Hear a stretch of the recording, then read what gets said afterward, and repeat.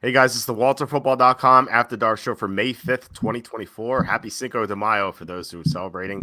We're going to be talking about some sports betting futures and lots of other stuff as we usually do when we have Tom on. We'll do the introductions in a bit, but first, please hit like, subscribe, comment below, share this video, visit the link in the description for the merch store. As you can see on screen, we have a new t-shirt. It says money laundering. So if you're really frustrated with all the billions of tax revenue going overseas, you can buy this money laundering t-shirt. Note the coloring; it's special coloring there. Yeah, you could buy that on the merch store. I ordered one, so I can't wait to get it. I just made it a couple of days ago, so I'm excited about it. Also, if you really want to help support the show, there is super chats, super stickers. You've had a bunch of great ones recently. Slew, John Sanders, Germ, Degeneron, Kevin Kovac. You guys have been so great with the super chats and contributing to the show because, as I always say, YouTube ads pay nothing. It's like 73 cents was the last show we had with no YouTube ads. So like even like $2 or $3 like could go a long way in helping us out. So that's a great way to support us. Also, you can buy the book, Jerks of the College Years. It's my third book. I just released about a month ago. It's all my stories from my 6 years of Penn State. So if you like Jerks of the Week on the website, you might like Jerks of the College Years. I think you will actually. And Tom, as you can see, there's a 5-star rating, so it must be a great book there. Yeah, the two of the people on the cover, Tom actually knew. Well, no. Two were from our building on when we lived together at Penn State. One you knew. One was 3 floors above us. You may have seen her before, but yeah, might have had a couple brushes with them, you know. Exactly right. So lots of stories from my college years. I had a lot of fun writing it, and I think you guys will like it if you guys like Jerks of the Week. So without further ado, we're joined by Quacky T. Tom, how are you? We haven't talked on the show for 2 weeks. Yeah, it's been a while, but it's been a busy couple of weeks. I'm glad to be back. We enjoyed a great draft. Had a lot of fun watching that. And I'll tell you what, I'm getting excited for these playoffs. As you all know, I have been a lifelong Orlando Magic fan. And first, I really thought that those first 2 games of that series, they were just kind of, they're just a little green. And then, like 3 of the last 4 games, they've won mostly pretty handily. And then the one game they lost was by 1. So I'm really excited for this Game 7 so we can talk some NBA futures and, as always, anything else that comes up. Yeah, there are 2 games on tomorrow, or I think it's the only one. It's the only one tomorrow. Okay, yeah, it's Magic Cavaliers Game 7. So as you guys know, I pick one game against the spread every day and a player prop. So tonight we had the Timberwolves at +4. That was a nice win, and I think I'm taking Orlando. I'm not like 100% sure, but I'm like probably like 80-20, 70-30. They haven't won on the road yet, but I think that's a positive for them in terms of like we have the betting market. Like every square is coming in Cleveland, like because like Cleveland's 3-0 at home, they're going to win again. Kind of reminds me of there was a Clippers Mavericks series like a few years ago where the same thing happened. The home team won every time. And then it was Game 7, and then everyone is betting the home team, and the road team ended up winning. I can't remember which team it even was. I think it might have been the Mavericks who won.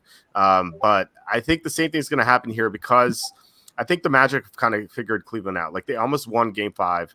Jarrett Allen's hurt, and I think that like the Cavaliers, except for Donovan Mitchell, like they were all choking in the fourth quarter of that Game 6.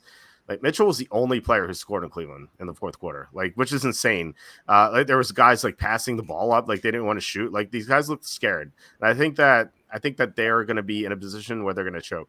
So that's my thought process here. I know you're a Magic fan. I know you're hoping they're going to win, but like if you pretend to be unbiased, like who do you think would win, and like who would you bet here? Yeah, I mean, I feel like I would take.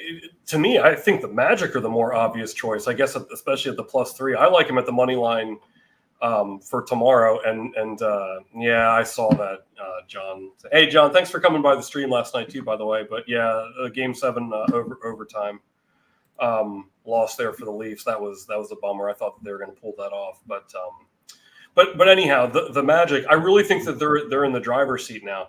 geez, they've made a lot of mistakes, but it's just I'm telling you what, I know they're my team, so y'all take this for whatever it's worth to you. I think they're going to make it to the finals in the next couple of years. They're so young and they're really, really good. I mean, Franz Wagner was just crushing it in Game 6. I really like him. They have, but like they make a lot of literal rookie mistakes. So none of them are rookies anymore. But like Jalen Suggs hit that 3, but like he kind of kicked his leg out to try to draw the foul, and they called it stuff like that. And I really like Suggs, but he's hasn't reached his ceiling yet either. I think the Magic, the only thing that scares me about the Magic is that I think they're too obvious here. I think they're too easy here, but I don't know. I think they're really coming together. And like you said, all the home teams winning, that happened in the 08-09 Stanley Cup Finals when my Pittsburgh Penguins, they played the Detroit Red Wings, and the home team won the first 6 games, and then the Penguins won Game 7 on the road in Detroit. So I think that's going to happen here again. With this series, I like the Magic, the +3, or I like the money line too. But do you think more people? You said you think more people like Cleveland here, huh? I would think more people like the Magic, and that's the only thing scaring me off. But if you feel that way, then I like it even more. I mean, we'll see. We'll see where the public action is. Like the line hasn't been out that long. Well, I guess it's been out 24 hours, but like people usually don't bet until the day of. So I guess we'll see where the money goes. But I think because every game has been won by the home team, I think that people are going to bet the home team. I feel like that's what people do. They try to identify patterns, and they're like, oh, like obviously the home team's going to win, I don't think, I don't know if it's going to be like super tilted, like 80-20 betting action or anything like that, but I think it could be. I don't think the public's going to come in on Orlando though, just because the home team has won every game. So I think that Orlando's going to be the right side. Yeah, I think they are too, and I think if they lose this game, likely it'll be because they beat themselves. That Game 5, they should have called a timeout and held for the last shot, and then instead, Wagner made a nice move, but I think it was Mobley that blocked him there at the end. That hurt. It's like call the timeout and hold for the last shot. Banchero was hitting from all over the floor. I think he even had some threes in the mix. Just call a timeout there. Sometimes they get a little too aggressive, and I think that's where they show that they're a little bit green. So that's what I mean when I say they're likely to beat them. So I think they beat themselves in a way in Game 5. Cleveland played a great game too, but I really thought the Magic were going to win that game. I think they'll win this series. So take that for what it's worth from a 30. I've been a Magic fan for nearly 30 years now, so take it for what it's worth. We got some questions. Tony asking, where's the redhead, Jacob Kamiker? He will be on the show on Tuesday. He usually comes on Tuesday. So he'll be on Tuesday. He wasn't on this Tuesday because he was under the weather. Hopefully he's feeling better. Michael says, Lamar, 3rd MVP this year. I think with that offensive line losing 3 starters, I don't think so. I think it might be a repeat of 2020 where he won MVP in 2019 and then he regressed in 2020 because he lost Marshall Yanda and Ronnie Stanley got hurt. So really they lost 2 offensive linemen, at least for most of the year, the following season. And so Lamar Jackson just wasn't able to play as well. And don't forget, like Lamar Jackson has been injury prone. Like that wasn't the case this past year, but it could resurface. So I don't know. I don't think he's going to win MVP again. Like he barely won it this year. He won because there were no other good options. Like it seemed like it kept bouncing around. Like Jaylen Herz was the MVP, and then he sucked. And then it was Brock Purdy, and then he sucked. And then it went to like someone else, and he sucked. And then it went to Lamar Jackson was like the last man standing, and he only won because he outplayed Brock Purdy on Christmas, and everyone saw the game. Like just based on that one game, he won MVP. So I would not bet him to win MVP. I bet the odds are super low. We could take a look at that in a bit. Tony says, is the Patriots reporter still with Walter Football? Who's the Patriots reporter? I don't think we had a Patriots reporter. That would be me. Oh, there you go. You're covering the Patriots. This is pretty cool. No, yeah. Well, I think he's referring to Jacob because he lives. Oh. Yeah, Jacob's not a Patriots reporter. He lives in New England, but he works for the Sporting News. So he's on the show on Tuesdays, but Canelo or Mangaya? I assume that's UFC. Canelo's boxer. Yeah. Yeah, I still miss obviously, UFC. Tony. I don't know that my opinion's gonna matter on that. I have no opinion. I really don't follow it at all, actually, Tony. Yeah, I used to play UFC DraftKings because there was such great leverage because a lot of people would put fighters from the same fight into their lineups, and it was like their lineups would not be able to win because of it. And like so many people did it. It was like 10% of lineups at least would do it. And I think like people have gotten smarter. Like you still see it, but it's only like 2 or 3%. So like the leverage isn't there anymore. But I actually won a UFC DraftKings tournament. It was the summer of 2020. Despite not knowing anything, all I did was use Osmo, or now Stochastics rankings. I made 20 lineups and one of them won. I had no idea who these people were. Yeah, I had no idea who these people were. Unfortunately, I chopped with like 60 people, so it's not like I won 50K or 100K or anything like that. It was much less. Really impressive, though. Yeah, it was much less though, but still, like my point is like there used to be such great leverage. There was great leverage with XFL, by the way, XFL DFS, right before the pandemic hit in 2020. The contest on DraftKings would never fill. Like there would be like 20,000. You know how they have like 20,000 entries or something like that. For NFL, it's like much greater. It's like 300,000 on a Sunday. So they'd have like 20,000 entries, and by kickoff the first game, there would only be like 15,000 entries in there. So you'd have like 5,000 spots that wouldn't win. And so I was like, this is amazing. And so I did research on the XFL. And this was back when Philip Walker, whatever you want to call him. He would have been the MVP of that league had they finished the season. I would just jam him in every single lineup, and just play his different receivers. The last week of XFL actually won the tournament by myself. So like it just goes to show. Yeah, it just goes to show that there are like you can have some great opportunities if you just find them. I don't know if that's still the case in the alternative football league that they have now. I just haven't gotten to it because with the kids and everything like that, I just don't have time. But I think that like you just look out for those opportunities, you can find them. Yeah. Do they have WNBA DFS?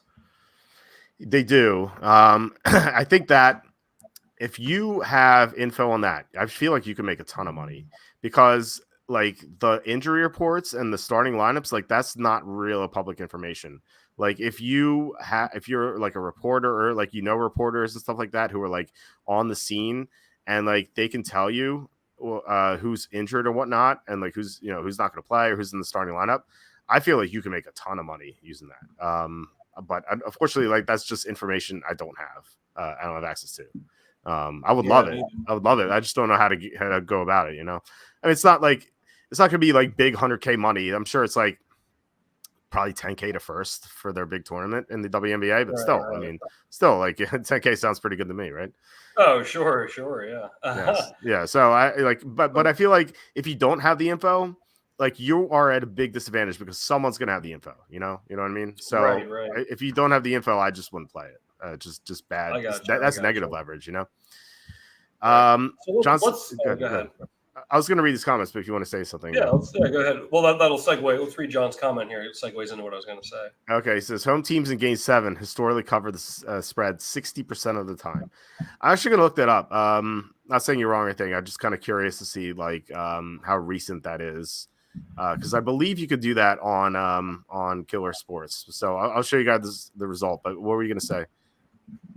No, I remember the year the Magic went to the finals in 08-09, and they played. They were up 2-1 against Boston in the second round, and they should have gone up 3-1. But remember, big baby Glenn Davis hit that like game-winning shot, to tie it at 2, and then the Celtics went up 3-2. The Magic ended up having to play a Game 7 in Boston on the road. Yeah, obviously on the road in Boston. And there was like this big like ceremony before the game, like pregame, like lights out and fire, pyrotechnics and everything. There are legendary Game 7s in Boston, and the Magic beat them by 17. I was happier than a pig in slop. That was awesome and then they went on to beat in the Eastern Conference Finals LeBron and the Cavs. That was a great year.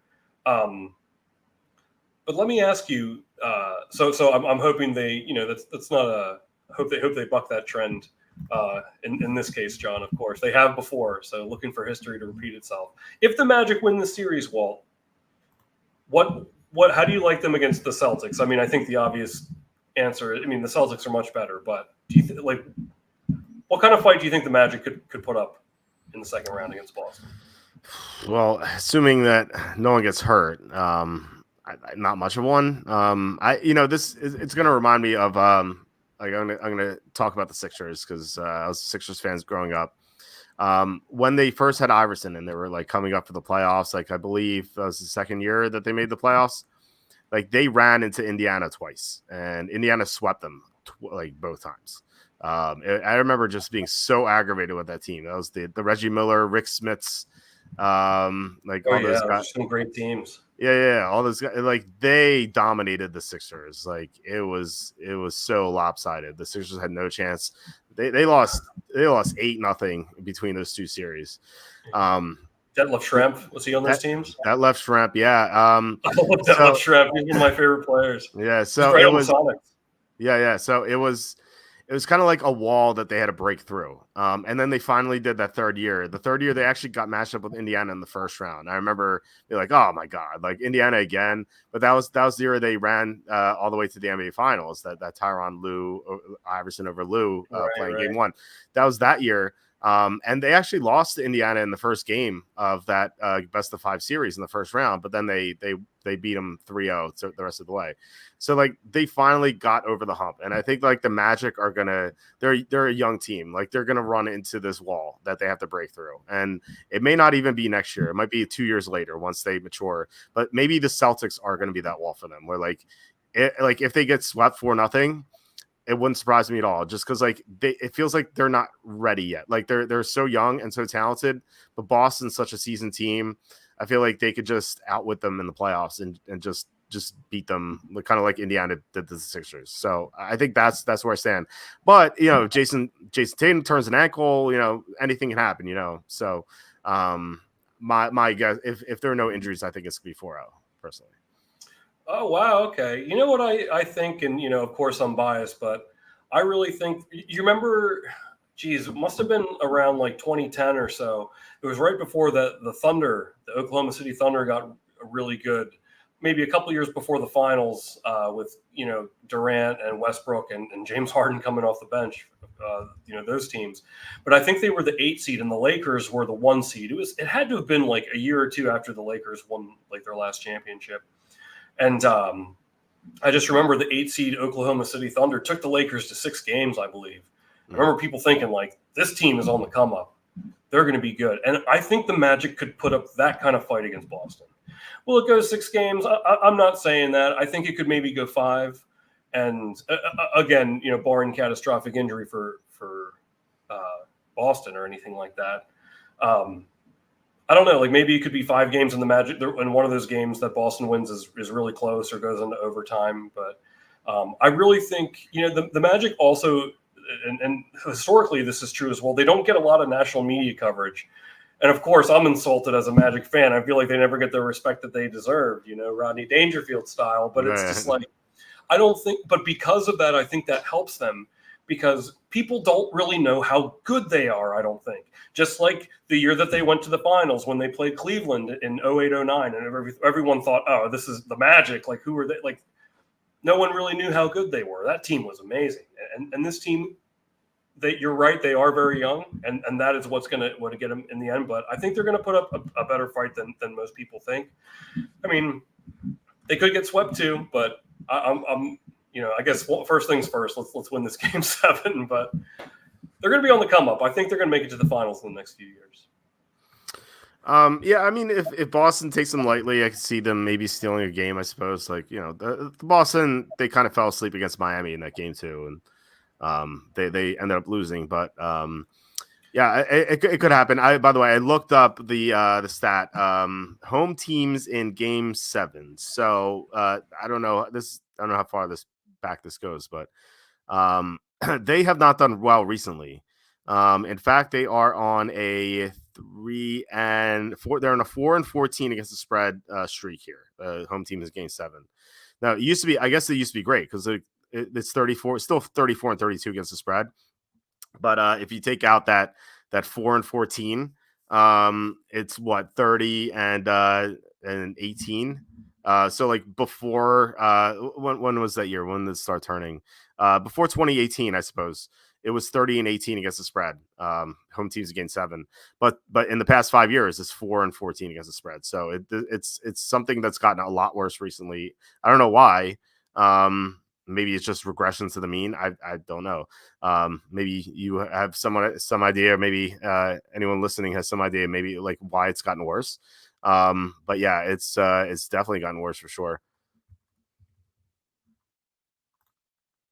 You're muted. Sorry. Well, we talked about. I wonder if it's because like how much stock do you put into the home court or home field or home ice advantage anymore? I still contend that baseball is the only true home field advantage because the dimensions of every park are different. I mean, obviously, other than yeah, I guess so. I don't know. I like it's much different now. Like the travel is so much better. This is, by the way, this is round 1, 17 and 13 against the spread. So it's 57%, and John said 60. So yeah, it's about what he said. So I really think, Walter, like back in the 90s, like like when we were growing up watching sports, I feel like that home, like the home field advantage, home court advantage had carried so much more weight, like just from the eye test without looking at stats. So I think there is something to it, but like how often? So what? I guess what did we say? 17 and 13. Like that's happened 30 times in the. Do I have that right? Like how many times has the home team won every game in a series? Like up until game 7. Oh, I have to. I don't even think about how to code. I'm trying to think how to even code that into. I'm not asking. I'm gonna like brainstorm. I'll think about it. Go ahead. So I guess my point is, just from the eye test, I feel like I used to see a lot of basketball or hockey series, and back then there was a lot more. Well, there's more parity in the NBA now in the last couple of years, but back in the 90s there was a lot more parity. Where it'd be like, oh, the home team would go up 2-0, but then it would be 2-2, and then like. I feel like that would happen a lot more often just from the eye test than it does now, where, and a lot of teams don't have, like any sort of home advantage. Look at like the Chargers or the Rams in Los Angeles. They don't really, so it depends. It depends. And of course, some places are much tougher to play for a myriad of reasons, but I just don't think it carries as much weight as it did. And I think the stats seem like it that backs that up a little bit, at least. Yeah, I think you're right. Like the home field advantage has definitely gotten worse. I don't really know why. I guess the new stadiums and whatnot, like they're not as chaotic, and I guess like traveling is easier now. Like if you're a fan, you want to travel. I guess like maybe not in this economy, but like recently it has been, and also people tend to move around more so. And I think as each year goes by, you're going to have more fans going to different cities and still rooting for the original teams. So like, the old adage is like, oh, the Steelers fans travel so well. And like some of them do, but like the fact is there are just so many Steeler fans in different cities, like this Pittsburgh is a it's kind of like one of the Rust Belts. It's a declining city, kind of like Detroit is, and like that whole region where people just move out and they just move south or west, and they still love the Steelers or Lions. They just live in different places. So 20, 30 years from now, you're gonna have even more people moving around, and or I guess maybe not with our housing market, but maybe if that turns around, I suppose like. I think that you'll see more of that too. Well, let me say this real quick. So outside of having the fan, like let's take this Magic Cleveland game tomorrow. Outside of the fans, what is their home advantage? Because they're both having to travel from Orlando back there at this point. Like I feel like the advantage comes at the beginning of the series where the team has to come to them as opposed to them going somewhere. You know what I mean? Like they still have to travel back just like Orlando does at this point. So other than the fans, I don't know, like, I guess, like, do you think the home fans, like, outside of, like, very well-known or notorious stadiums like the Seahawks, like the 12th man thing, that definitely has an impact. And there's other, stadiums and arenas that are like that too. But I mean, like, do you think that really bothers the players that much? I played like basketball and football and baseball. I always like to play on the road, like especially if I had a good game on the road. Like I don't know, like how much weight do you think that carries? Because like to me, in this game 7, the only advantage here is there's no travel advantage, or like fatigue advantage. I guess I would say it's just the fans. And how much do you think that impacts or weighs into it?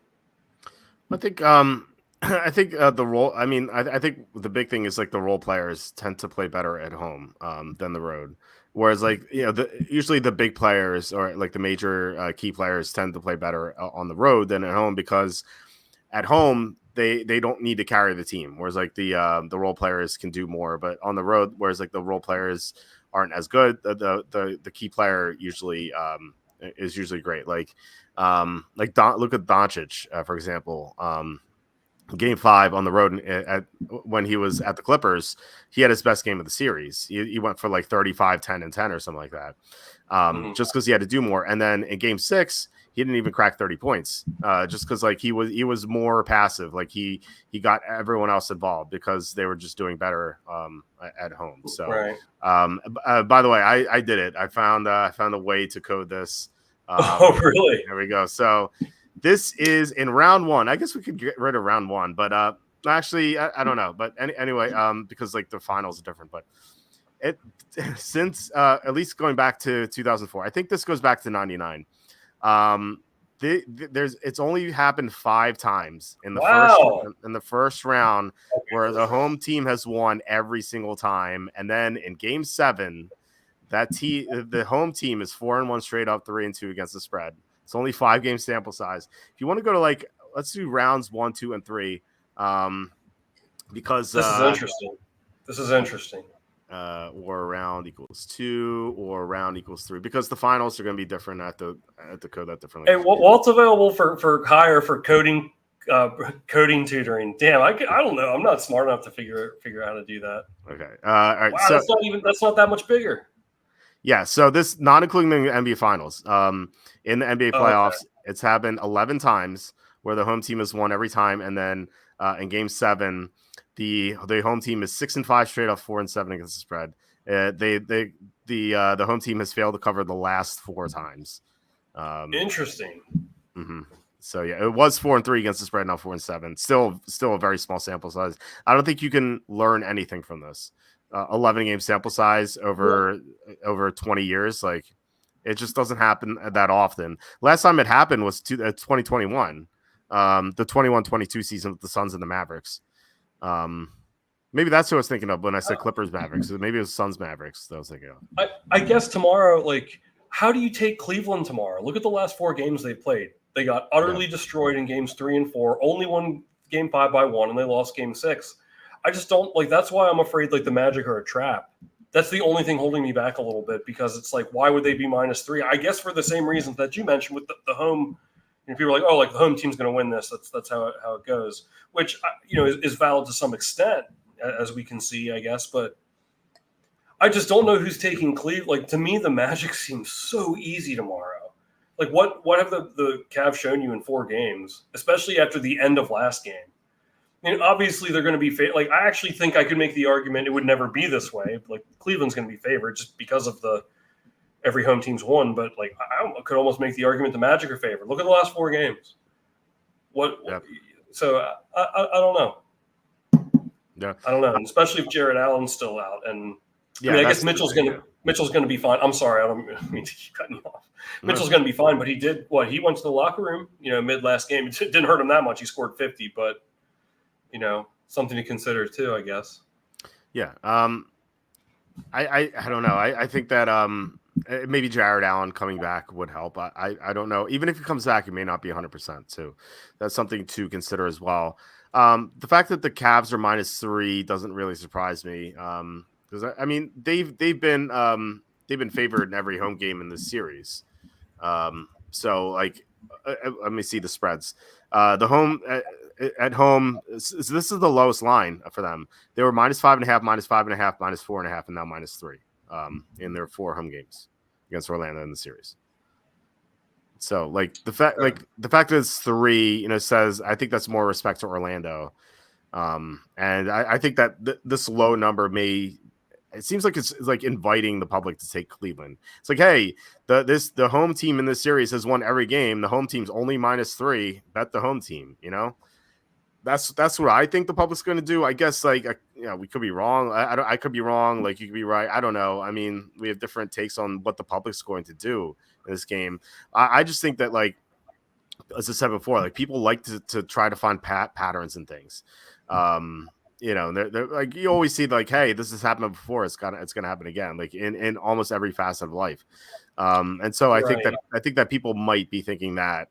But we'll see. We'll see where the public comes in. I'm going to be on Orlando, almost certainly. Unless I see insane sharp money on Cleveland, and that'll make me second guess myself. But I think I'm still going to take Orlando regardless. On Hard Rock, the best, or the Orlando -2 is +145. I mean, if they're going to win, that's probably going to at least push. I love selling points in the NBA. I think more people should do that. I see some touts giving out the money line for favorites. I saw people the other day. Someone was like, "Oh, I like the Nuggets -180." Just sell the points. What do you take the money? This is not baseball. What do you take the money line for? It's if you can sell points, if you're a sportsbook that gives you a good bargain on selling points, you have to do it because there are no key numbers in the NBA. In the NFL, we have 3, then 7, then 6, and then 14. And then you have a bunch of other ones, 10, 1 has become more of a key number. 4 used to be 1, but not so much anymore. These are all important in the NFL. You have to understand the value of key numbers, but there are there's no such thing as a key number in the NBA at all. So you can selling points and a sportsbook like Bookmaker, they give you such a great deal on if you sell even a half a point. Tonight, the what's it called? The Magic the Timberwolves are +4.5, -110. But at +4, they were -101. I'm like, you just don't even have to pay the vig really at +4 rather than +4.5. Give me that every single day, Yeah. Wow. Well, I mean, no, I lost my train of thought. What were you just saying about? What were you saying before that with the? What was that? Was on Bookmaker? Yeah, I mean that is selling points. Before that, I was talking about. Right. Yeah, before that, I was talking about the public coming in on the home team here. Sorry. So we'll see. We can get to some questions here. John says if Lamar gets to 25 passing touchdowns, is probable. We'll see. I mean, their offensive line lost 3 starters. I think that's a big deal. Tony says Cleveland finishing last in the North. I agree. There could always be injuries and stuff. The Steelers could do it. Like Russell Wilson. I really hate Russell Wilson. Maybe Justin Fields takes over. But I feel like they're going to be stubborn with Wilson. They're going to start him for too long.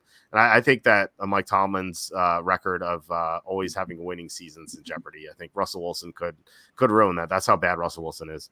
But I think that Cleveland could definitely finish last in the AFC North. Cinder's saying MVP is a fake award. I mostly agree. Yeah. It's because it always goes to the quarterback. It's kind of silly. It's just to be named most valuable quarterback, MVQ. It might as well just do that. It's true. Who was the last receiver to win the award? Has a receiver? Because I remember a couple years ago when Cooper Kupp got Offensive Player of the Year, I thought you could maybe make the argument for him. What was that? 2021, I think. Maybe? Yeah, the year they won the Super Bowl is 2021. Yeah, and but I remember looking it up, and I can't remember if it had been a long. Didn't Jerry Rice ever win it? Jerry Rice won in 90, I think, or 87. I think he won twice. I think he won MVP twice. Let me see. And regular season, I think he won 1 Super Bowl MVP too. Maybe Jerry Rice didn't win MVP. Let me see here. I don't think a wide receiver has ever won. When I think about it. Okay, regular season. Oh, John. Okay, I see John saying. Yeah, wide receivers never won. And has it never happened? I thought maybe. Well, I know Rice got Super Bowl MVP one time, I believe. But we're talking regular season now. Who's the last running back to get it? Wasn't it Adrian Peterson? I think it was Adrian Peterson, right? 2012. That sounds like it might be right, but I don't. I mean, that was the year he had like 2,000 yards, I think. Yeah, he was coming off the torn ACL. And like really insane that he had 2,000 rushing yards coming off a torn ACL. Do you think like a situation like that? Do you think he should be able to win comeback player of the year and MVP? Yeah, I think why not? I think so. But he didn't, right? I don't know the list of comeback player of the year, but right, he but should have won. Yeah, I don't think they would ever do that. I feel like they could. I don't know, like what's stopping them really.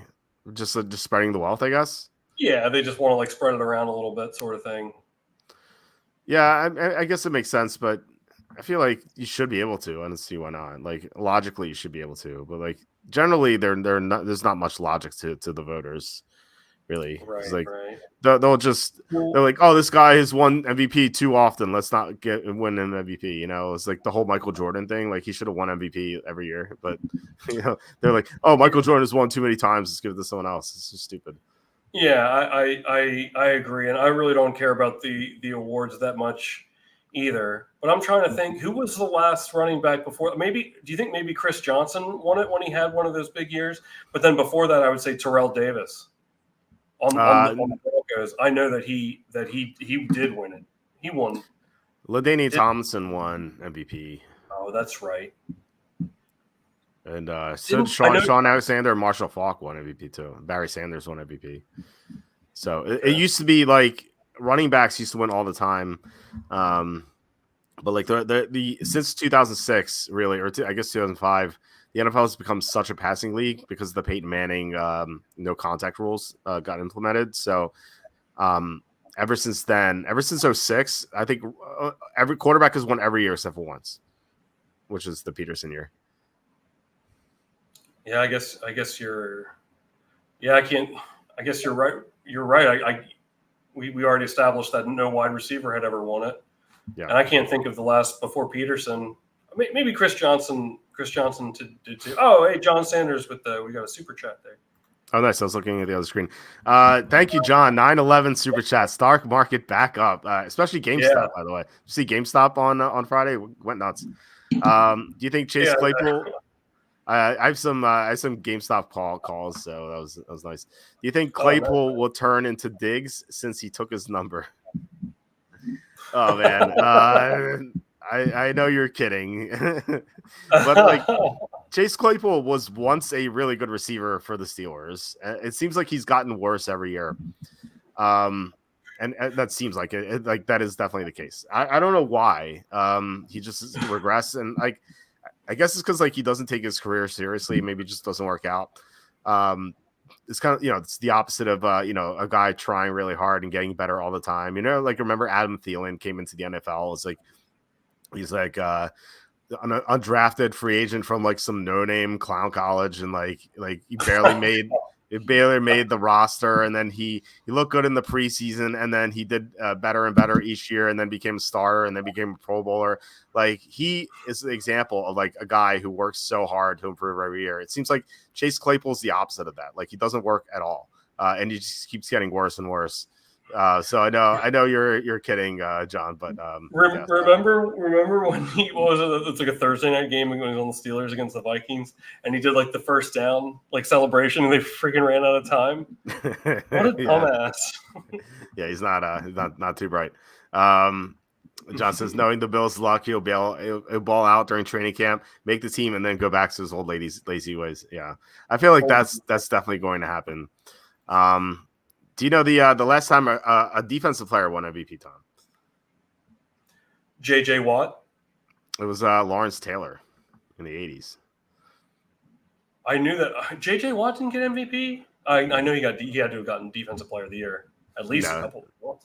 Yeah, he didn't get MVP. He won. Lawrence Taylor was the last. Yeah, Lawrence. Well, I mean, deservedly so. You ever hear Bill Belichick talk about Lawrence Taylor and how he played? I think like so. It's really interesting if you can catch, like, if you just like search it on YouTube, like Bill Belichick talks about Lawrence. Like Belichick is very stoic, but like he'll go on like at length. It's really interesting. It's like, oh, that's what made him so great, and he was. Do you remember like the Joe Theismann play when like Taylor sacked him? Do you remember when he was like jumping up and down, like trying to like at first people thought he was celebrating. Yeah. Like, and like, I don't think they came out right away. He's like, no, like get out of here. Like he's really hurt.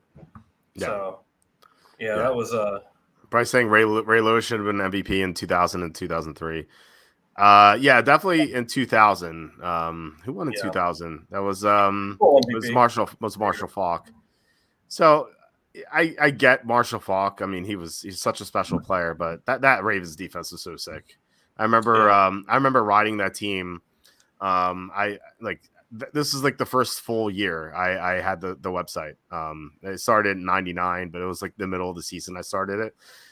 So 2000 was the first full season. I remember like betting the Ravens, or at least not back then, but like I was only 19. So I was like picking the Ravens every week.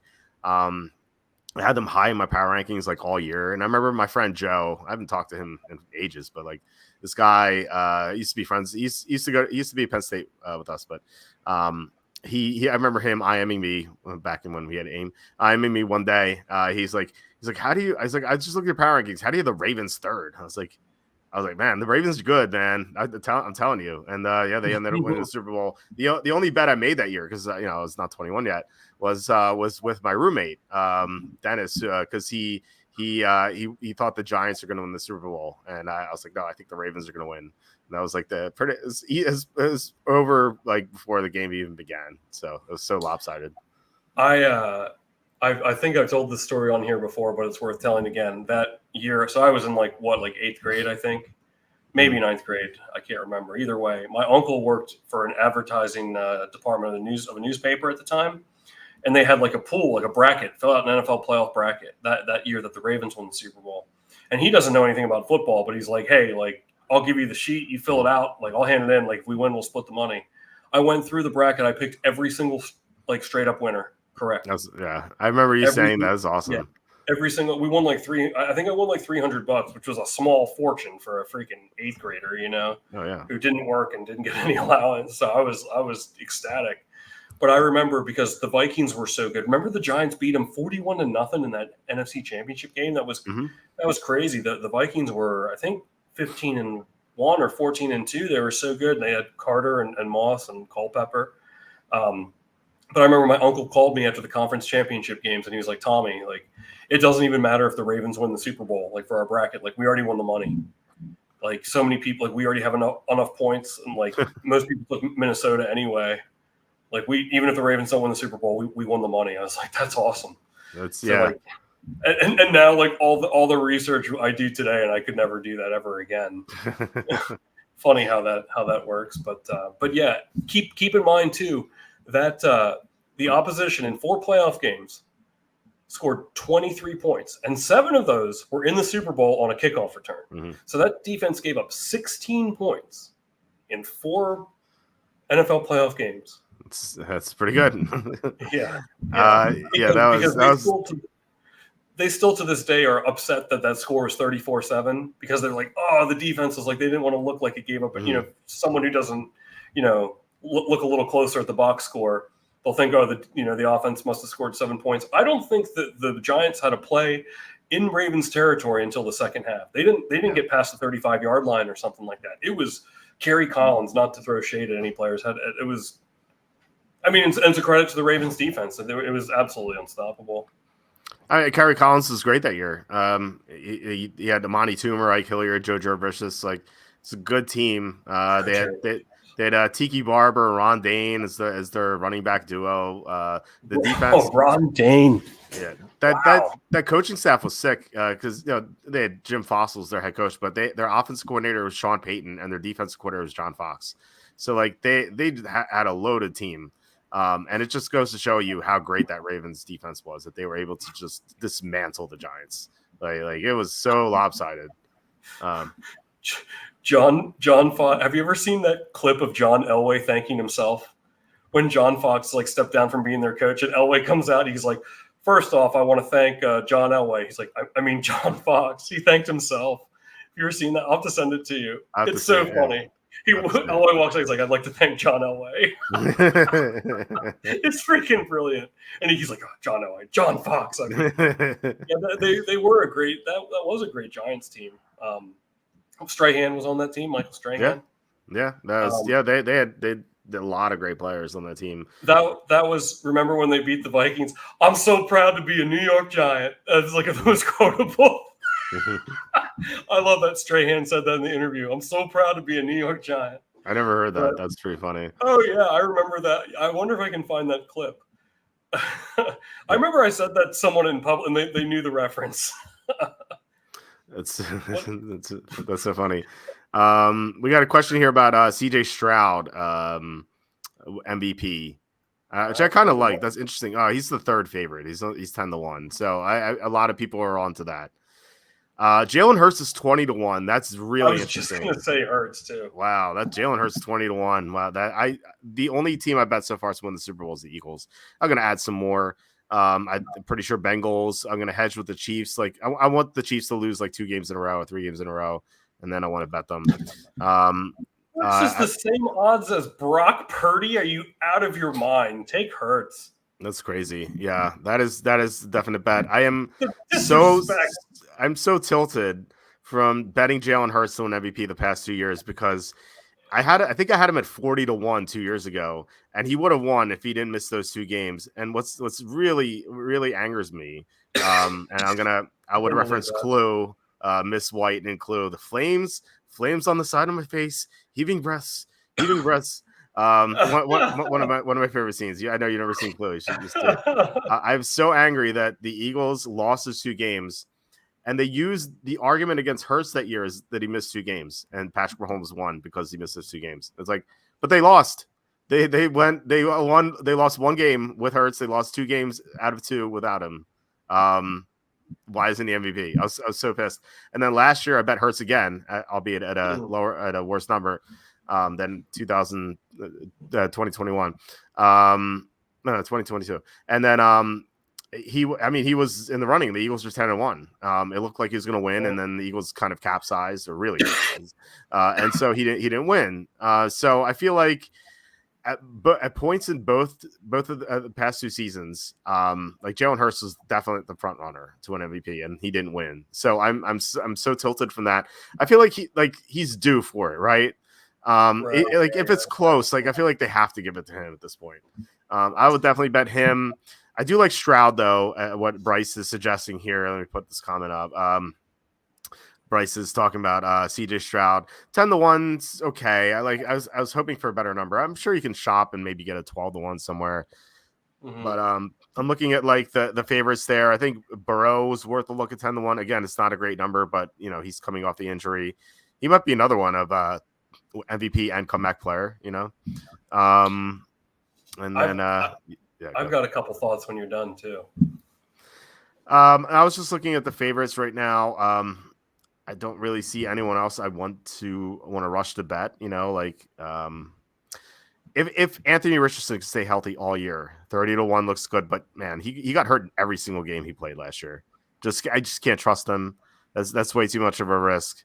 That was one of them I was going to bring up. And then no Cookie Jordan Love at 14-1. That's kind of interesting. Again, not a great number, but if you can shop and get like a 17-1 or 18-1, I think that might be appealing. Although that offense can be so dictated with Josh Jacobs, it kind of makes me not want to bet that. So yeah, I mean, I think that Jaylen Herz is clearly the best bet there. So what are you going to say? Is Michael Penix Jr. on the board? Just humor me. That's all right. Well, look. Michael Penix Jr. is 300-1. Okay. You want to? I'm not going to bet that. No, I'm not predicting that, but it made me think of this story. So I used to work at Domino's Pizza years ago, and I worked with this delivery driver, and his name was Dave, and he'd been delivering Domino's Pizza like longer than I've been alive. Mm-hmm. And how do I put, like, there's something, and I really love the guy. He's a great dude, but like there's something like kind of off about him. Remember the 2010 season, the year the Packers won the Super Bowl, when Kevin Cobb was going to be the Eagles starting quarterback, but Michael Vick was the backup? Yep. So, like, before the preseason even started, this guy Dave, who's been working at Dominant, he's like 70 years old, and he's sitting there like folding pizza boxes. I'll never forget. He's like, "So Michael Vick's gonna lead the Eagles to the promised land, huh?" I was like, "No, Dave. Like, Kevin Cobb is starting. Like, Vick is the back." He's like, "Oh no, Michael Vick is gonna lead the Eagles to the promised land." He wouldn't stop saying it. I was like, "Dave, no. Like, Kevin Cobb is starting. They've said that. Like, Andy Reid announced that. Like, he's the starter, not Michael Vick." He's like, "Michael Vick, okay." And then, of course, in that first game, Kevin Cobb got hurt, and Michael Vick ran a freaking clinic that season. I couldn't believe, like, he called that. Like, like, what do you think the odds would have been? I know he didn't win MVP that year, but what do you think the odds would have been on Michael Vick that year to win the MVP? I mean, is he even listed? Like, if he's like 500 to 1, right? At that point, maybe because he's a big name, maybe he's 301 like Penix is here, but yeah, it's definitely a long shot. No, don't. I'm not suggesting you take it here. Don't. I'm just telling stories. Right. Well, because here's the other thing. Like, I'm going to make an argument for it, and here it is. Quacky's corner right here. I was about to make an argument myself. Go ahead. Yeah. Okay. Sorry, but okay. Everyone's like, "Oh wow, like Kirk Cousins." Like, we're as if we haven't been making fun. NFL fans haven't been making fun of Kirk Cousins and making him the butt of every joke, and how he can't win in prime time for like his entire career. And now all of a sudden, now the Falcons are going to be great. And I think Cousins is a decent quarterback. But, like, I mean, I don't think it's that far-fetched of a – I mean, why they drafted him in the first place, God only knows. But, I mean, the Falcons have proven time and time again that they're going to do some weird stuff. Like, and hopefully this doesn't happen. But, like, if he got hurt or if he didn't perform, like, they took him for a reason. Maybe they're going to throw him – I mean, at 300 to 1, I don't know. Like, this isn't like when the Broncos got Peyton Manning sort of expectations here, and people are like, "Whoa, like he got, I think he's definitely going to be a quite the upgrade over Ritter and what they had." But at 300 to 1, I mean, who thought that they were going to draft him? Mm-hmm. I think I could make an argument for, and then that's what I think. So what do you think? Well, I have a theory here, and I could be wrong, but they spent $100 million to bring in Kirk Cousins, and at the time it looks good, right? Because like, yeah, he's coming off a torn Achilles, but he was so great last year, and given what they had at quarterback the year before, they had the worst quarterbacking for the entire season. Now, there were teams that had worse quarterbacking at points. I'm thinking mostly about the Jets with Tim Boyle for 2 games. But, like, from start to finish last year, they had the worst quarterback in the NFL, like, no question about it, with Taylor Heineke and Desmond Ritter, both awful. Now they get Kirk Cousins in, and they're excited. They're like, okay, yeah, we almost made the playoffs with these 2 bums, and now we get Kirk Cousins who can, lead us to the promised land, as your friend said about Michael Vick. But maybe in the past 2 months, ever since they signed him, I guess like month and a half, they saw Kirk Cousins practice and they're like, he's not healthy coming off this torn Achilles, and he's old, like I think he's 36. They're like, maybe we should get another quarterback here, and so maybe if Cousins just isn't healthy, maybe Penix outplays him and wins the starting job. Like, we saw this to a lesser degree with Matt Flynn. Yes, you're taking the words out of my mouth. Go Matt Flynn, Russell Wilson's a 3rd-round pick, and he beat out Matt Flynn. Now, Matt Flynn was getting much less. He was still signed to a big contract, but much less than $100 million overall. But to scale, it was right. Maybe. Well, I can't remember how much it was. Yeah, it was like 30-something million, I think. But $30 million versus a 3rd-round pick, and $100 million versus a number 8 overall pick. So maybe maybe that transposes that way. But if like my argument here, and like I'm not going to bet this, I'm just making an argument. my argument is like if Cousins is just not healthy and Penix just wins the starting job by default, and maybe not even by default, maybe he looks good in training camp in the preseason, and then Atlanta gets to the playoffs, wins the division, bad division obviously. If they get like second or third seed, I think Penix is certainly in the running. Now I think he's going to be like. Here's the argument against it is that CJ Stroud just had this amazing rookie year, the one of the best rookie, I guess the best rookie season for any quarterback ever, and he didn't even win MVP. Like he won rookie of the year easily, but he didn't win MVP because like I don't think the voters want to give it to a rookie. They just think they're kind of like adverse to that. So that's my argument against it. But I think there is an argument for it though. Good point. So. What about Rookie of the Year? Is that up there? I bet there's probably decent odds for that too. And that's a much more realistic proposition as well, in my opinion. I would say probably most people's opinion. 75-1 Rookie of the Year, Michael Penix Jr. Oh, okay. I think I can make a much stronger argument for that. Yeah, because there aren't any running backs like that clearly jump off the page. I mean, like.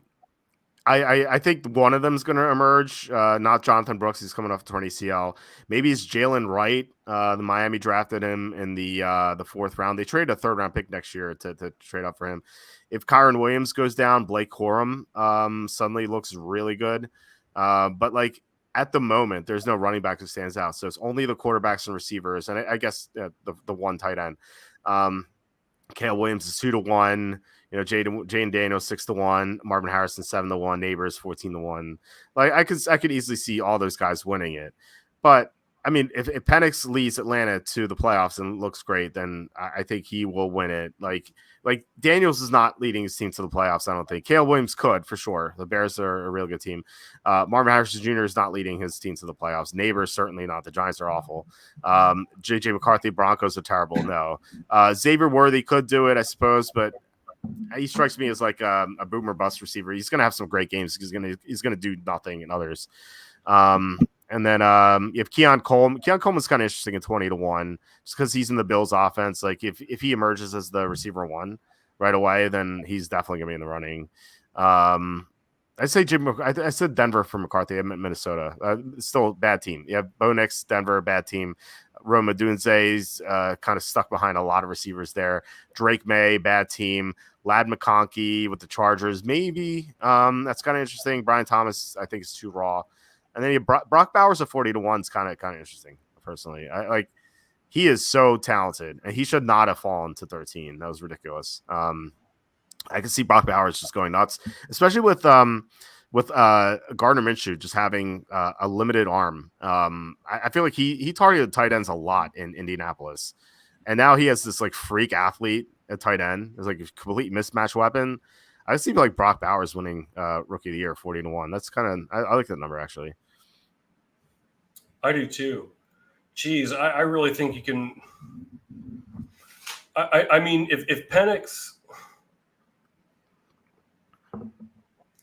especially even if he came through, like I don't know, if everyone else was, if we had like a lot of so years, and then like Penix ended up playing like I don't know 9 or 10 games, but like they went like 8-1 or something, which in that division could certainly happen, and if he was just like, I mean, a lot would have to happen, but I think it might be worth a sprinkle. Actually, I don't know. It just made me think of that guy Dave I work with, Michael Vick, and lead the Eagles, and then that was such a fun season for Michael Vick too. Like not only did Vick like actually end up starting, but like he it's like a premonition that came true. It was like the craziest thing. But even then, like he didn't get MVP. So I'm trying to think who did get MVP that year. So 2011. It was 2010, 2011, the year the Packers won the Super Bowl. Wait, was it? No, because it's 2010. You're right. It was Tom Brady won MVP that year. Oh, okay. I was going to guess that maybe it was Brady. So John's saying if Sam Laporta didn't win last year, no tight end ever will. I think that's unfair because CJ Stroud just had the best rookie year ever for a quarterback. And then even if it wasn't him, Puka Nacua had the best receiver rookie year for ever. So it's just like such tough competition. If it wasn't for those two guys, I feel like Laporta probably would have won it. He just like it was really difficult for him to win last year. Like if Laporta were a rookie and he had the same sort of season this year, I think there's a good chance he'd win it. It's just like when a quarterback like CJ Stroud comes along and has the sort of year he did, like it's impossible not to give it to him. And same thing with Nakua. Nakua broke the all-time rookie receiving yards record. So yeah, I feel like you had to give it to one of those two guys. So yeah, but yeah, I mean, tight ends are definitely down in the pecking order, but like we're talking 40-1 here. It's not like he's not like one of the favorites. So I think he should be one of the favorites. Like I feel like Bauer should be like 12-1 or 15-1. Like I think like 40-1 is just a great value. I'm telling you what, man. And now you got. I'm starting to think about this a little bit. Like with that, because I was thinking the Matt Flynn, and I love me some Matt Flynn as a Green Bay Packers fan. I freaking love Matt Flynn. What a freaking guy! Came through clutch a couple times for us. Remember that Cowboys game when Rodgers had the broken collarbone and they ended up winning? But that was incredible. Yeah. I love Matt Flynn. So and I was really sad when that happened because I don't like Russell Wilson, and he got. Well, I mean, let me just flip it to you this way. Did anyone see that coming? Like with the Matt Flynn, like for him to not start, that Russell Wilson was going to beat him out for the job, because if God only knows, maybe, what if, I don't know, Cousins got hurt before the season, like if Penix is for some reason the starting quarterback in week 1, that 75-1 is looking awfully good. Yeah, it's looking awfully good, and it's and again. Yeah, I know that sounds far-fetched, and a lot of things would have to happen, but it was far-fetched that they were going to draft him in the first place, so maybe it's worth a shot. That's all I'm saying. I think I will maybe take a shot at that at 75-1 for Penix. Yeah, and you know what? You're not even like betting this. You're not hoping for an injury out of the blue. Like anyone, sure, anyone can get hurt. Like Cousins is already injured. Like he's coming off the torn Achilles, so exactly he may not. Like, and they drafted Penix for a reason. Like maybe, like my theory is correct. Maybe Cousins just isn't healthy, and so that's why they go with Penix. But yeah, I mean, if you look at all the quarterbacks, all the rookie quarterbacks, the 6 that were drafted in the first round, outside of Caleb Williams, like no other quarterback would be in a better situation than Michael Penix. Like he'd have Drake London, Kyle Pitts. I know Pitts has been kind of unreliable fantasy wise, but like.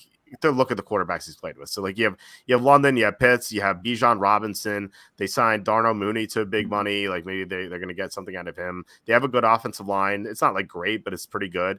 And so I think that he would be in a great position to win. Like if Cousins went down with an injury tomorrow, I think he would shoot up I think he'd be up here with Daniels, or I think he'd be like 8-1 or something like that, or 10-1. So I think that's like not a bad bet to make for rookie of the year. I wouldn't bet into an MVP, but rookie of the year for sure. Yeah, I really just like you said, I think he'd be up there too. That number would look mighty good. Yeah, if that came to fruition, and of course, like I said, of course, I'm not hoping for injury, but like you said, he's already injured. I feel like there's there's a higher chance than, or maybe he just. Like it's a Matt Flynn situation, so I like it at that number a lot. Yeah. Let's read some comments here. John is asking, is it a bad look for the NBA if the season tournament champion coach gets fired after the year?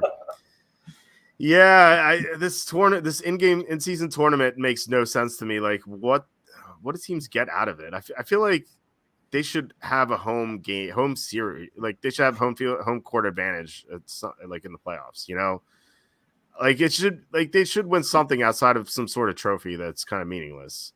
Yeah.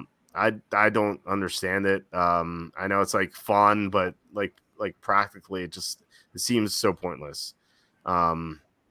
I think it'd be cool to just give, like, if the Lakers got home court advantage over Denver because the Lakers won, right? That I didn't see in the tournament.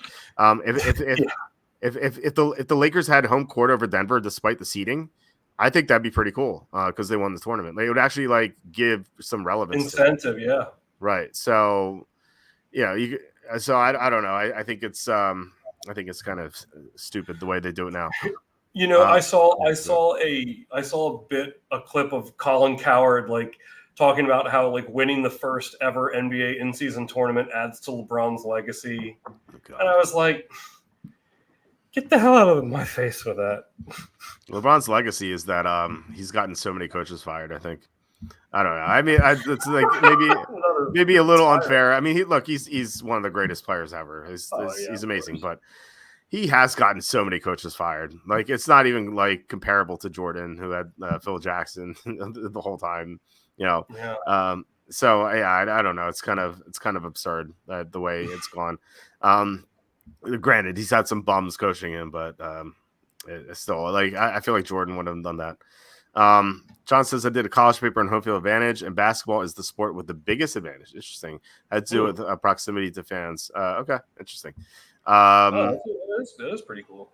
Yeah. John says Thurman Thomas won MVP, something only a Bills fan would know. Oh, yeah, and he definitely, and deservedly so. Holy cow. Yeah, Thurman. Jeez, I love Thurman Thomas. He's one of my all-time favorites. Yeah. Yeah, he was awesome. That was 91, I believe. John saying, knowing the Bills' luck, he's ball out. Yeah, that was about Claypool. And we get to this. OJ never won it, and he also murdered people. And then he says, "Oh wait, he won in 1973. I disrespected the dead." Okay, come on, John. It's okay. It's okay. Bryce saying, "Okay, this is the CJ Stroud thing." John saying, "Take Mahomes. Voters will want to reward him for this postseason last year, and he has two shiny new receiver weapons." I feel like there might be some voter fatigue with Mahomes, though. And plus, like, you're not getting a good number. I think he was 7-1. He was the clear favorite, as he should be. But he's someone that there's no reason to bet him now. Like, you can always hedge with him. Like, no, I plan on betting Hertz. If like Mahomes has a bad game or two and like he drops to like 15-1, then that's I think when you bet him. But there's no reason to bet him now at 7-1 because like that number is not going to go anywhere. Like it's going to be about the same for most of the season, unless it's like clear that he's going to win, which I don't see why it would be that obvious, So that's something to watch out for. And same thing with the Chiefs winning the Super Bowl. Like you're not getting a good number now, but you may get a good number later if they trip up a little bit. Kind of like last year, like after Christmas, they lost to the Raiders. Like I'm sure you could have gotten like a decent number then. I don't know for sure, but it seems like when they lost to the Raiders at Christmas, like no one thought they're going to do anything in the playoffs. Yeah. They looked so bad in that game, and they ended up winning the Super Bowl. So, I'll say I've said to you many times over the years, Walter, that I think 2007, 2008, save for years that Green Bay won the Super Bowl, was probably my favorite football season. That was the undefeated Patriots year when they lost to the Giants. Mm-hmm. I remember so much about that year. That was maybe one of my favorite seasons. I will say that last year was maybe my least favorite season of my lifetime. And that's not to say I didn't enjoy it at all, but out of all the I don't know, it was just it felt so anticlimactic to me. Like I just felt like I never thought that the Chiefs were going to get there, and I felt like other than the Dolphins game, like they could have easily lost every game, and like the 49ers, like I hate the 49ers too. So, I'm just speaking personally, but I don't know. I hope it's a better script this year, huh? Let's hope so. There were so many bad beats last year too. It was really frustrating. Yeah, there really were. Yeah, I know we say the same thing every year, but yeah, last year was especially. It was definitely like my worst year, like handicapping NFL, without a doubt. Do you think it was your worst year handicapping the NFL, or is it like the worst? Was it worst year for results? Because I feel like you can handicap a game well and still lose. Like there are factors like injuries and or a quarterback taking a safety in the end zone for no reason, right? Or a kicker getting injured so they can't kick the extra point. Stuff like that happens. I know, man. We really went through it. Yeah. Hopefully we just got it out of the way. We condensed all the bad beats to one season, and like hopefully next year it's just like we have good wins. Yeah, that would be cool because two years ago was our first year in the Super Contest. That was one of my best. Yeah, we were like 53rd place or 50. I think we got 52nd. Yeah, 52nd. Yeah, something like that. So yeah, we're up there. We took some ugly licks that year too, and we're still that high. Oh, remember that. Sorry, then we can move on. Remember that Bengals Patriots game, 22-18, and I think the Patriots were like +3. Mm-hmm. They had the ball like off the 5 or something. They freaking fumbled. I was like, you've got to be kidding me. I know. Or what about the Dallas Detroit game where it was 13-0 and like 13-10, sorry, and Jamal Williams fumbles at the 1, and like 2 minutes left, Dallas scores a touchdown to go up 10. Whereas like the line was like 7.5, and like the entire game Detroit was covering, and like they would have gone up had Jamal Williams scored a touchdown, but he fumbled at the 1. That was such a tilting game, and like we were right all along because like Detroit went on this great run to close out the season. It's just like they just coughed up the ball at like the worst time in that Dallas game.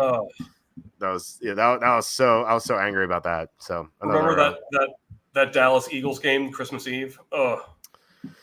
Yeah, when Miles Sanders fumbled, dude, I lost work, man. I lost so much money. Not lost money, but I lost the opportunity to win a lot of money in that game because I would have gotten like second place in the mini contest, which would have been like $50,000. And and also that was my pick of the month, so that's like another $900 which I actually lost. And they were covering like the whole game. They were up by 2 touchdowns at one point in like the second half, and then remember Dallas converted that 3rd and 33 to T.Y. Hilton. That game was so tilting, man. That was the Gardner Minshew game where that was the first game he played, and they almost covered at the end too because they had a drive going to win the game, and they didn't win at the end, but they lost by 6 when like they should have lost by 3 except Miles Sanders fumbled. That dude, I would have won so much money had the Eagles covered, but that's the way it goes sometimes. Yeah, but I mean, just like a couple and I know, I'm not dumb, obviously we've been doing this forever. I know that's going to happen, and it's going to happen again this year, and we're going to say the same thing next year. We're going to tell the stories, but like, geez, it's like we took like if just a couple of those went our way, it could have been the difference between 52nd and getting pretty high. And I think coming off of that season too, my expectations were high. Last year was just so weird. So we'll I don't know. For me, I don't think it could get much worse. It was definitely the worst results. I guess to answer your question there, bringing it full circle. Yeah, but. I mean, I took a decent amount of bad beats, but not that many more. Well, I mean, it wasn't like an incredibly higher amount, but yeah. I always wanted to write a book about the worst bad beats I've had. I've been doing this for almost 20. It's gonna be 25 years in November.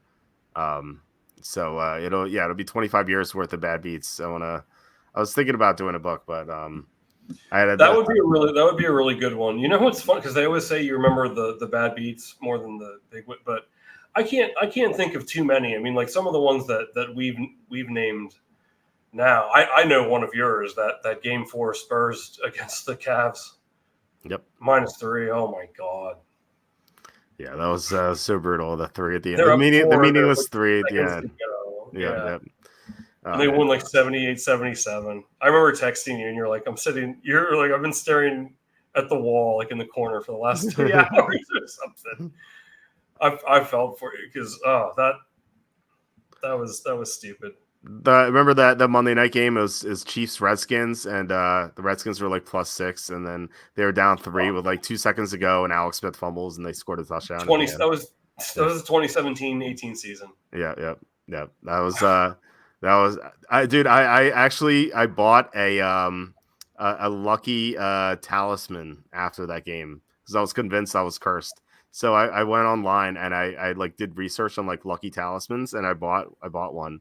And I got it, and my wife's like, "What are you doing? Like, I'm like, she's like, I'm surprised you bought this." So I'm like, you don't know the bad beats I've had. I need something here, even if it's a placebo. I need something here. Yeah, we got to try something here for sure. I remember I think it was the 08 season, 08-09 college football season.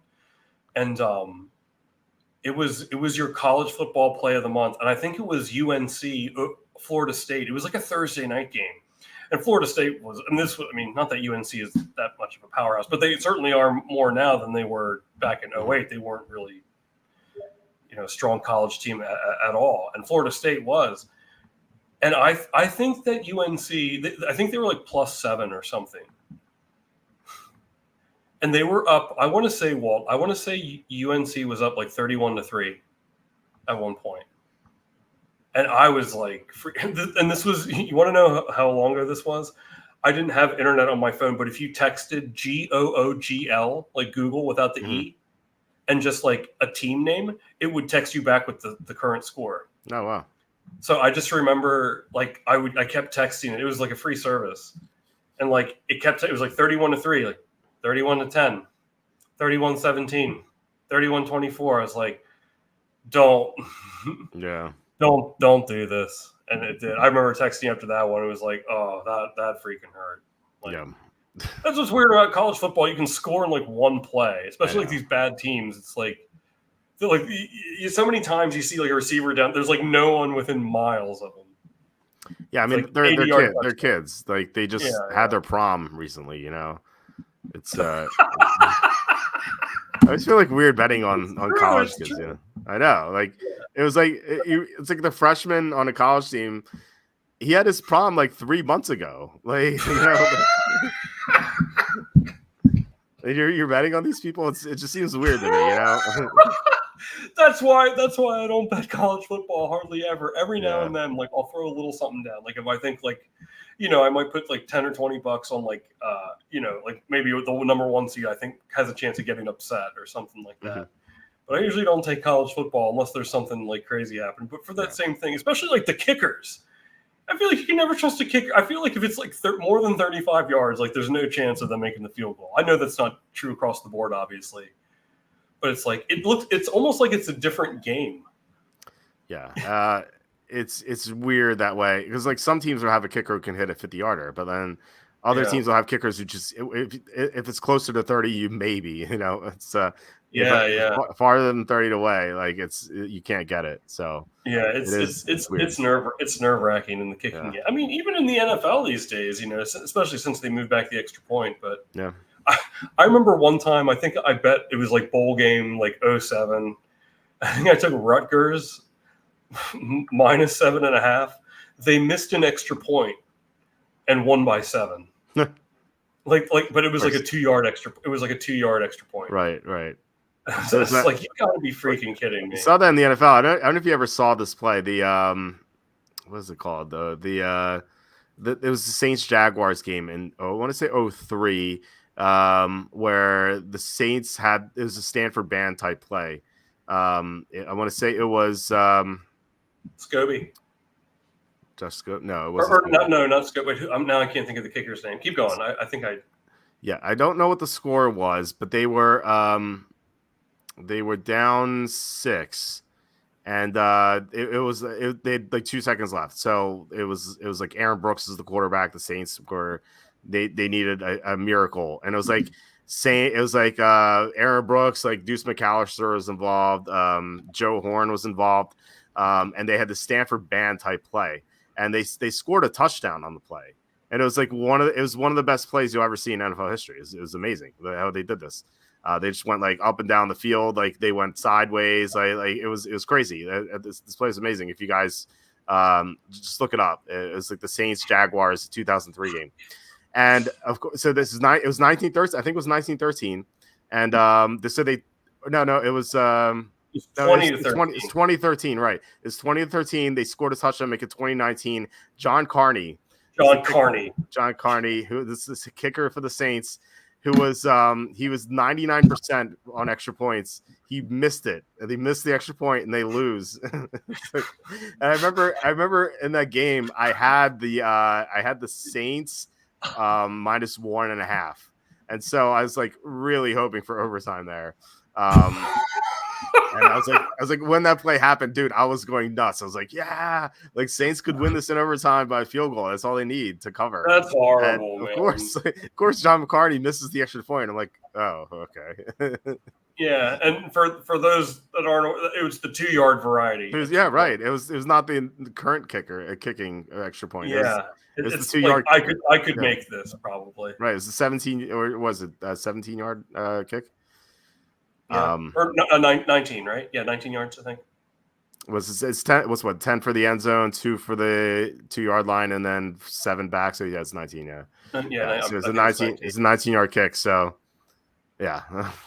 I made an extra point in gym class one time. Like I could make that. Yeah, But I feel like it's not that difficult if you practice a little bit. Yeah. Right. But like, I mean, the long kick. I don't know. I like, as I stated on a previous show, I'm a long snapper by trade. So that's where I come in on the special teams. Oh, Ethra, you watched that game live? That's whew. Yeah. I was in Penn State. I think it was the 03 season, so I was it was my senior year at Penn State. My first senior year, first of three. So what are some first of three? What are some? Can you think of some legendary plays that you like happen to like that you watched live? I mean, I've seen many, but like one of the first. Remember the Music City Miracle? Yeah. Frank Wycheck. I remember I watched that live. That was a really good one. I saw the Minneapolis Miracle with Diggs. I watched that one live. That was freaking awesome. Well, I watch every game, so like any NFL thing I will have seen in the past. Right, but I mean, you watch them all live though. Yeah, I mean, if something's happening during the regular season, it's on Red Zone, Or, okay, fair enough. Yeah. Okay, I guess that's like you ever just like happen to tune into a game and just like see like because I don't have Red Zone obviously. Right. But obviously, I don't know like why obvious. Well, I mean, I'll watch like a couple games, but I don't have Red Zone. Like I'll flip back between like 2 and 3 games at the 1 o'clock. What's up with the 1 o'clock and the 4 o'clock schedule? Like some weeks there's like 6 4 o'clock games, and other weeks there's like 2. What gives, man? I know. I guess the locations. It's the TV. It's the TV contract, and if there are West Coast games, then they're going to be 4 o'clock. That's why there's such a variance there. Because usually, if the networks had their choosing, like there would only be 2 4 o'clock games. Just because Fox would want everyone or whoever has the 425 game. That's like their big game because like the 4 o'clock window gets way more views than the 1 o'clock window. And so like they want that to be the showcase game. But yeah, I mean, because it'll be like Fox and CBS will rotate 425. And so they'll get the big game, and then the other network will get the 4 o'clock games, which is usually the West Coast games. So like they'll stuff like the Raiders game or the Chargers game at 4:05 for the other team, unless they're the marquee game, and then they're at 4:25. Yeah. But I always think it's interesting. Yeah. There's always like one game that starts at 4:05, and all the others are at 4:25. Right. But the divorce package, we're going to start seeing more and more Friday and Saturday games. That's what people want. They want, and why not? There's more money to be made, Well, they can't have American games on Friday per law because of high school football. But I like how they circumvented it by having it in Brazil. It's such scumbaggery. I don't know. I don't like this Friday thing. I think that's a step too far. Like you can't have a game every day. Like people, that's fatigue, man. Like part of the appeal of the NFL is like it's once a week, but like you have enough time off between games where like there's like build up to it and you look forward to it. Whereas like in basketball, baseball, hockey, you have games every day, every other day. And it's just so tiring. There's just too many games. That's why like the regular season ratings are so down. But with football, it's like, yeah, every week. And then you watch a game. And if your team loses, you're like mad. But like 6 days later, you're like, oh man, we could win this game. I want to see how these guys are going to do. So yeah, that's the strength of the NFL. But like if they have games every day, I think that just kind of ruins it. Plus it makes fantasy more difficult. It was like fantasy is on the decline, but still. I agree, and I think that it's like they're probably close to like pushing the envelope on it. Like this is probably like the ceiling of it. I think if they push any farther than this, then it's going to be because they're just like, oh, like people like it so far. Like people like the Thursday night games. How long have the Thursday night games been around? And I'm talking like I know they've been around for a while, but not every single Thursday outside of the final week of the year. When there's because the final week of the year, there's no Thursday night game, there's no Monday game. Well, they used to have late season Thursday games because like they used to have Thanksgiving and then like the weeks after that, like weeks 13 through 17, they had Thursday games after that. And then they made it so it was every week, which is like I want to say it was like I don't know what year it was. I could probably look it up, but it was probably 09 or 10 if I had to guess. But I that's something I could find easily via my coding. So if you give me like a minute, I can tell you. Hey, I got some more trivia while you're thinking about that, Bookman. While you're thinking about that, think about this. Okay. Don't without looking. What year do you think the yellow first down line first appeared on broadcast? What year do you think that happened? I think I was in high school.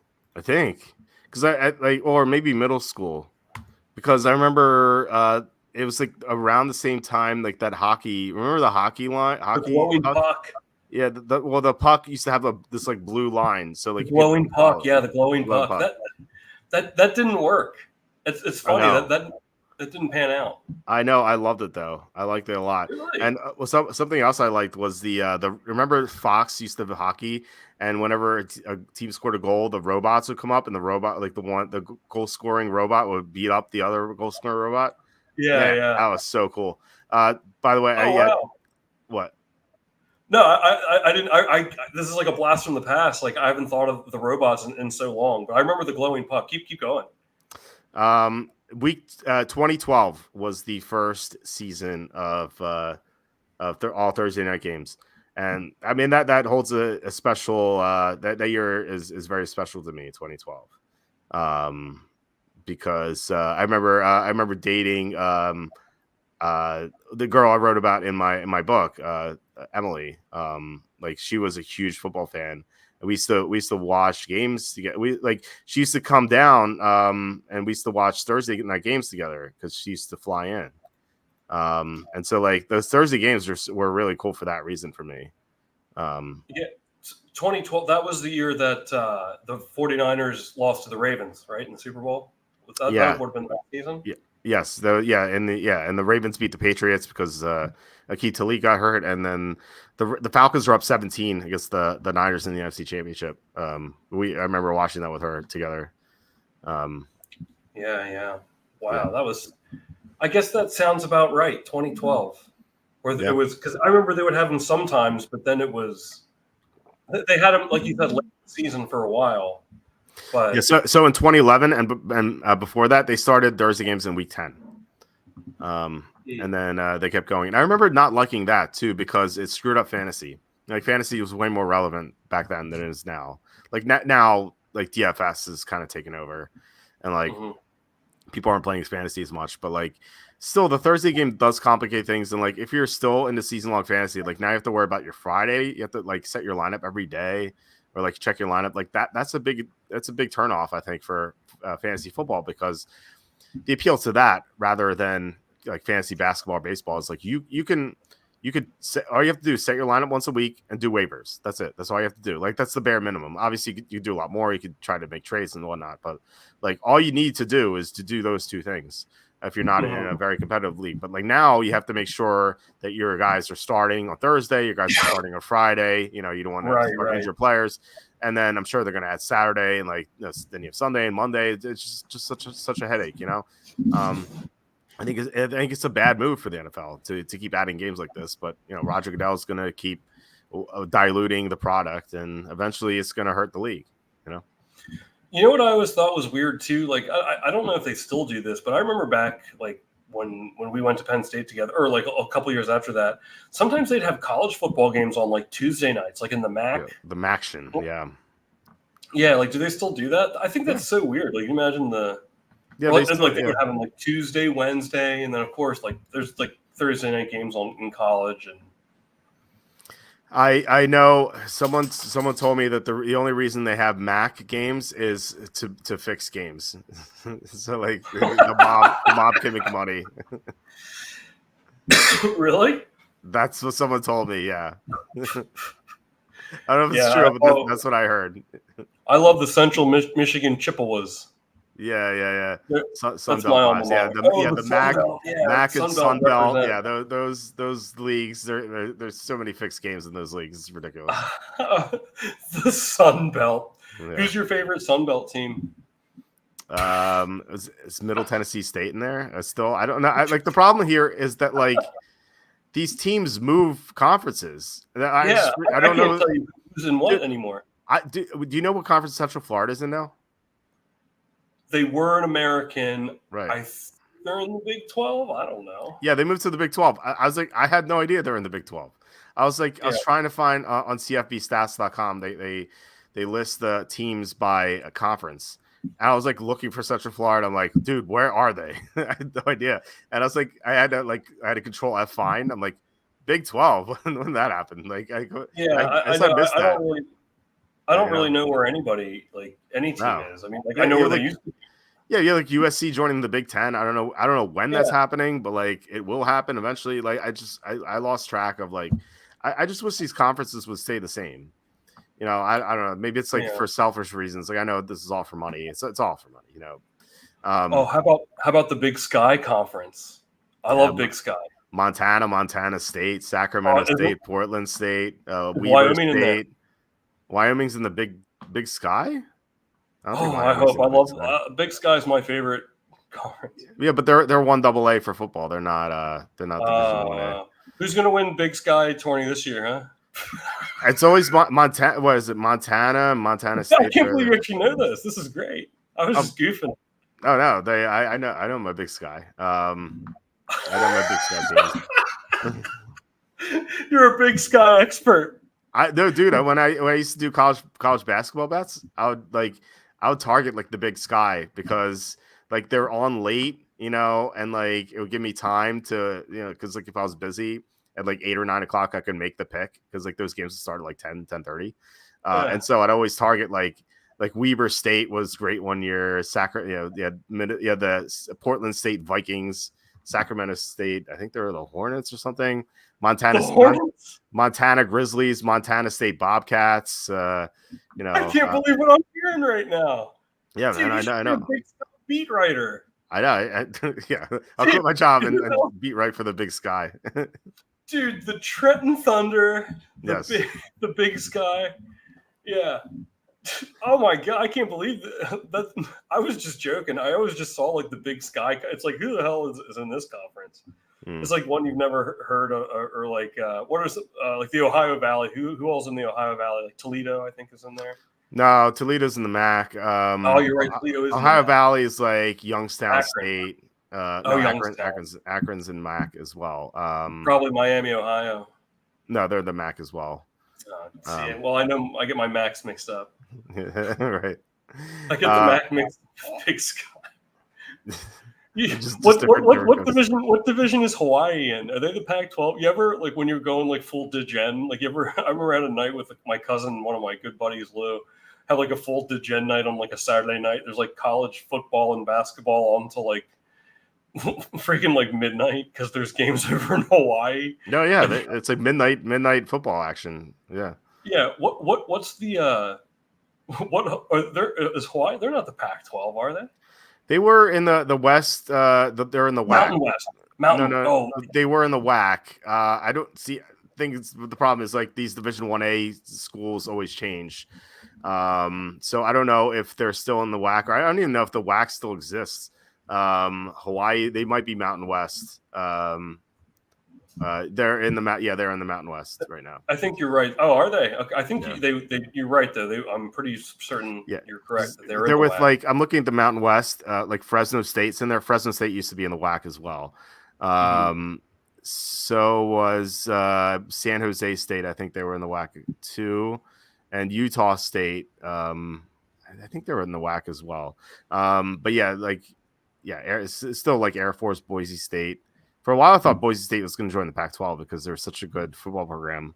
Yeah. But maybe they should join the Pac-12 because everyone's leaving the Pac-12. You know, maybe they are. I don't know. Like all these things happen. I'm always like surprised by them.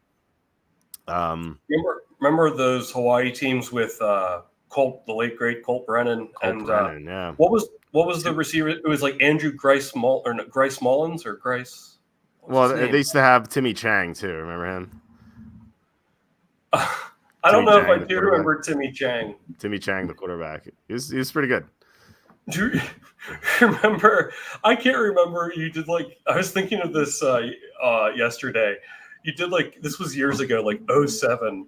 and you're writing about some Green Bay Packers linebackers, and you're like, oh, like this player or Brady Papinga, and you're like, I'll give you a hint. It's the one that sounds like he's named after a Looney Tunes character. I forget I write these things. That was like 07, man. That's so long ago. That was almost 20 years ago. Like, it's the one that sounds like he's named after a Looney Tunes. Yeah, Brady Papinga. That is, I mean, it's a great, like, it's true. I don't know what some of your finest work. Thank you. I forgot about it. Yeah, I can't remember. I want to say his name was like Grice Mullins or something. That receiver that Brennan had. But remember, I think they only lost one game all year, but then they got crushed by Georgia. They were like outclassed. Yeah, and then Timmy, and then not Timmy Chang. Cole Brennan got drafted in the 6th round, and when that happened, as the Redskins, I think, who drafted him, I gave them an F. I gave them an F, and I got a lot of hate mail from that. They're like, Cole Brennan's going to be good, or like at the very worst, a good backup quarterback, and like he just didn't do anything in the NFL. So I get raised wrong too, but like I remember that being like overly obvious that he just wasn't going to be a good NFL quarterback. Yeah, geez, I'm trying to think. Yeah. Like R.I.P. Cole Brennan. That's it's still crazy that he died so young. Yeah, that was a little. Yeah, the late great Cole Brennan. He had some incredible years on Hawaii. That one year they were a lot of fun to watch. Yeah, they were in the WAC back then. I think they lost that bowl game to Georgia. I'm going to guess 45-10. I think was the score. It was because I remember thinking like. I was new to the sports betting world, and I was like, oh, like they were +7 or something against Georgia, and I was like, oh, like they're only lost one game all year, and their offense is really good. Like I think I took Hawaii, and they got absolutely crushed, 41-10. I was close. What did I say? 45-10. Mm-hmm. But you always feel dumb when you take these underdogs and they get smoked like that. Oh, I know. You mean like a guy who takes the Denver Broncos +6 and they lose 70-20?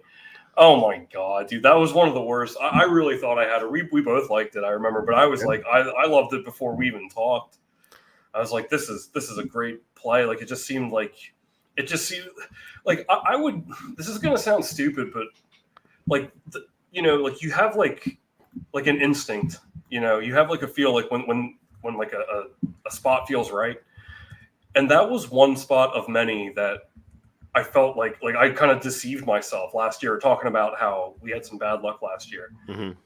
I don't know, like you just get that like the feeling that is usually dependable. Like when I know like I have a good feeling about a game, let me down several times, and that was this past year, and that was one spot because I was like, oh, +6, like that's a weird line. Like I thought it would be more than 7. So like I felt like it was really inviting you to take the Dolphins there, 70-20. Good grief, man. That Broncos team. Oh my God, they look more stale than. Remember, like some of the Eli Manning Giants teams when they were really bad, or like even sometimes the Steelers with Ben Roethlisberger. It's like you guys can't gain a freaking yard. Mm-hmm. Yeah, well, as bad as that Denver team was, that game, 5 weeks later they beat the Chiefs. So NFL's a weird league. So they didn't just beat the Chiefs; they beat them 24-9. 70-20. Dude, that was an absolute whipping.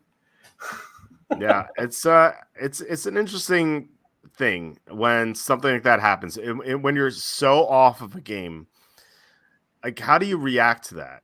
And like obviously you could do one of two ways. You could be like.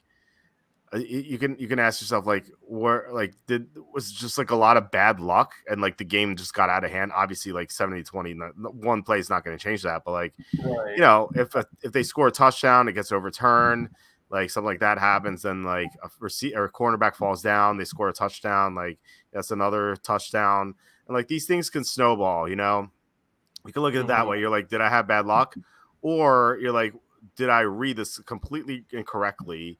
And I was either way off on how like bad Denver was or way off on how good Miami was. Because the following week you had Miami lost to Buffalo and Denver pushed against the Bears. So you couldn't like if you adjusted, you would have lost money the following week if you decided to bet Miami and fade Denver. Obviously you wouldn't have lost money in Denver, but you would have lost money betting Miami. So, yeah. So I really like Buffalo the following week. Remember, we both did. Yeah, against Miami. Yeah, John's saying that's because the Dolphins baked their opponents in the sun in September and October. See, like I don't think the weather was that bad in that week 3 game. I remember like looking at the weather and it wasn't like terrible, but I don't know. It just felt like that game was so weird because I think Denver had 2 touchdowns called back, and then like by the end, like Denver wasn't trying. They just like the game just got out of hand. And again, like in 5 weeks, they ended up beating the Chiefs by 15 points. So it's weird. And yeah, they're saying that's why Miami wears white at home, and it's true. I remember Miami not wearing white at home one time. I was like, you guys are idiots. But like they're wear the teal at home. I forget what they did. Like it was like one time, like for some reason they didn't do it, and like it wasn't like a super hot day. It was like 85, so like maybe the side it wasn't that big an advantage, but still it was bad. I remember the Bengals in 2003. It was Marvin Lewis's first year, and week 1 it was like 88 degrees in Cincinnati, and they decided to wear their black jerseys. And they got absolutely destroyed. I think it was by the Ravens. They lost like 30-0. It was so bad. That was like when the Bengals were a joke. And I remember Chris Berman doing NFL primetime, and he's like 88 degrees at home in September. Try wearing white uniforms. Like he's yelling. He's yelling about it, and I was like, "That's funny." Because like I'm back then, it was 2003. I hadn't really heard this that much, but I was like, that put it on my radar. Oh, hey, you know which uniforms I love? Oh, is the Pittsburgh Steelers throwback Bumblebee ones. Oh, I love those uniforms. Really? I'm not. No, dude, okay. the freaking dumbest uniforms I've ever seen. Those are so stupid. I'm sorry, like Steelers fans. Those uniforms suck. I'd like to meet someone who likes them. I bet you like a regular, like any of those throwback jerseys are going to be cheaper than a regular jersey. But I feel like of the throwback jerseys, the Steelers Bumblebee jerseys have to be like the lowest selling. But what am I going to look up a stat about it? It's going to probably be made up anyway. I can't stand those. Well, the Steelers have so many fans; they probably are buying up everything. Yeah, that's true too. Like the lowest sold jerseys are probably going to be like even though they're so great, like the Chargers powder blue. They probably don't sell as much as they should because they don't have fans. Yeah. Oh man, I love that the Superchargers powder blue. Like I knew I always wanted to get like an LaDainian Tomlinson powder blue jersey. I love that powder blue. They don't wear that too often. I don't think, do they? I don't watch a whole lot of Superchargers games. I think they wear it like 3 times a year or something like that. I think the color rush. You love the color rush. Oh yeah, right. I remember making fun of the color rush was like it really messed with blind people or like colorblind people. They couldn't tell the colors apart. Yeah, there was like some scandal. It really happened. There was a couple games where like the colors were so bright or something that they looked similar, and the people who were colorblind couldn't tell the teams apart. So I guess they fixed that, but it was a funny thing. That's after the comment. I've got one for you. Well, John's saying it's the only stadium in Miami where both sidelines are at the same temperature. Wow. Yeah, and he says it's like 40 degrees colder on Miami sidelines. So, yeah, I always do that. Like, obviously, it's a big advantage playing in Miami in September and early October. But yeah, I mean, if that's the case, then for sure, I hadn't heard that. So yeah, that's maybe another reason why. I don't think it's the reason why Miami was jumped out to a lead, but I think it's the reason why Denver just gave up. And this, like, they might have been just like so baked, and like Miami's just fresh and cool, and like in the second half, Denver's like, oh, we're losing this game, let's stop trying. John says it's cheating. Yeah, I mean, I guess you could, if you're not cheating, you're not trying, right? That's the saying as well. So. Hey, remember the 2019 season when it was ESPN? It was week 1, the Monday Night Football. I think it was Texans and Saints maybe, and they had the down graphic, like 1st and 10, but it was in the bottom right hand corner and it was yellow, And it would like every play, like 7-yard gain, 2nd and 3 would flash up, and it was yellow. And every single play, I thought there was a flag. Oh, really? It was yellow. And at halftime, and I remember thinking, I was like, this is so annoying. It was a new graphic. I was like, this every single play, I think there's a flag. And it's like, oh, it's just saying like the new down. Why would you make that yellow? Well, you So never. then- Go ahead. Yeah, so then at halftime, it changed. They got cyberbullied into changing the color. They changed it to black. Like so many people complained about it on Twitter because people were like, "Oh, like 5-yard gain, flag. Oh wait, 2nd down. Like incomplete pass, flag. Oh no, 3rd down." You know, like it really did, and it was right where it would show up to in the bottom right-hand corner. It was so dumb. They changed it at halftime, and they never did it again. But I saw like this article was like ESPN got cyberbullied into changing their graphic. That's funny. You never answered the question of when the first down marker got added to the. Oh the yeah, podcast. what did you? My guess is like 95. Am I right? 98. You're a little early. Okay. Oh really? Yeah, Wow. I thought I was in middle school. Yeah, I was gonna guess like 99 or 2000, but because I remember when the Packers won the Super Bowl, what was that, 96, 97? Yeah. They didn't have it then. Okay. Interesting. So I knew that maybe that was the last one. No, there was. Yeah, the first down line was before Y2K. You know. Yeah, that's crazy. Which we both survived. Somehow. After saying San Diego Chargers should have found a way to move to Oklahoma City, imagine the name synergy between the OKC Chargers and OKC Thunder. Lack of Charger Stadium be damned. And he says, "Oh wait, Chargers still don't have a stadium." So, yeah, it's sad state of affairs for Chargers fans. They should definitely be in Oklahoma City. Like, why not? I feel like they would have like actual fans there. I know LA is a big market, but like no one's watching the Chargers in LA. So what's the point? You know what team I really miss is the Seattle Supersonics. Yeah, everyone misses the Sonics. It's them and Hartford Whalers that everyone misses. Oh, the Whalers, yeah, I love the Hartford Whalers. But yeah. the Sonics, a lot of people I don't think will agree with this, but I really like the colors like of their home court. It was like that, like I don't know, like crimson red almost. And the green, it's kind of an odd combination, but I love their uniforms. And people, like remember when the second three-peat for the Bulls, when the Bulls beat them, and they were up 3-0. The Bulls went up 3-0, but then the Sonics won the next two.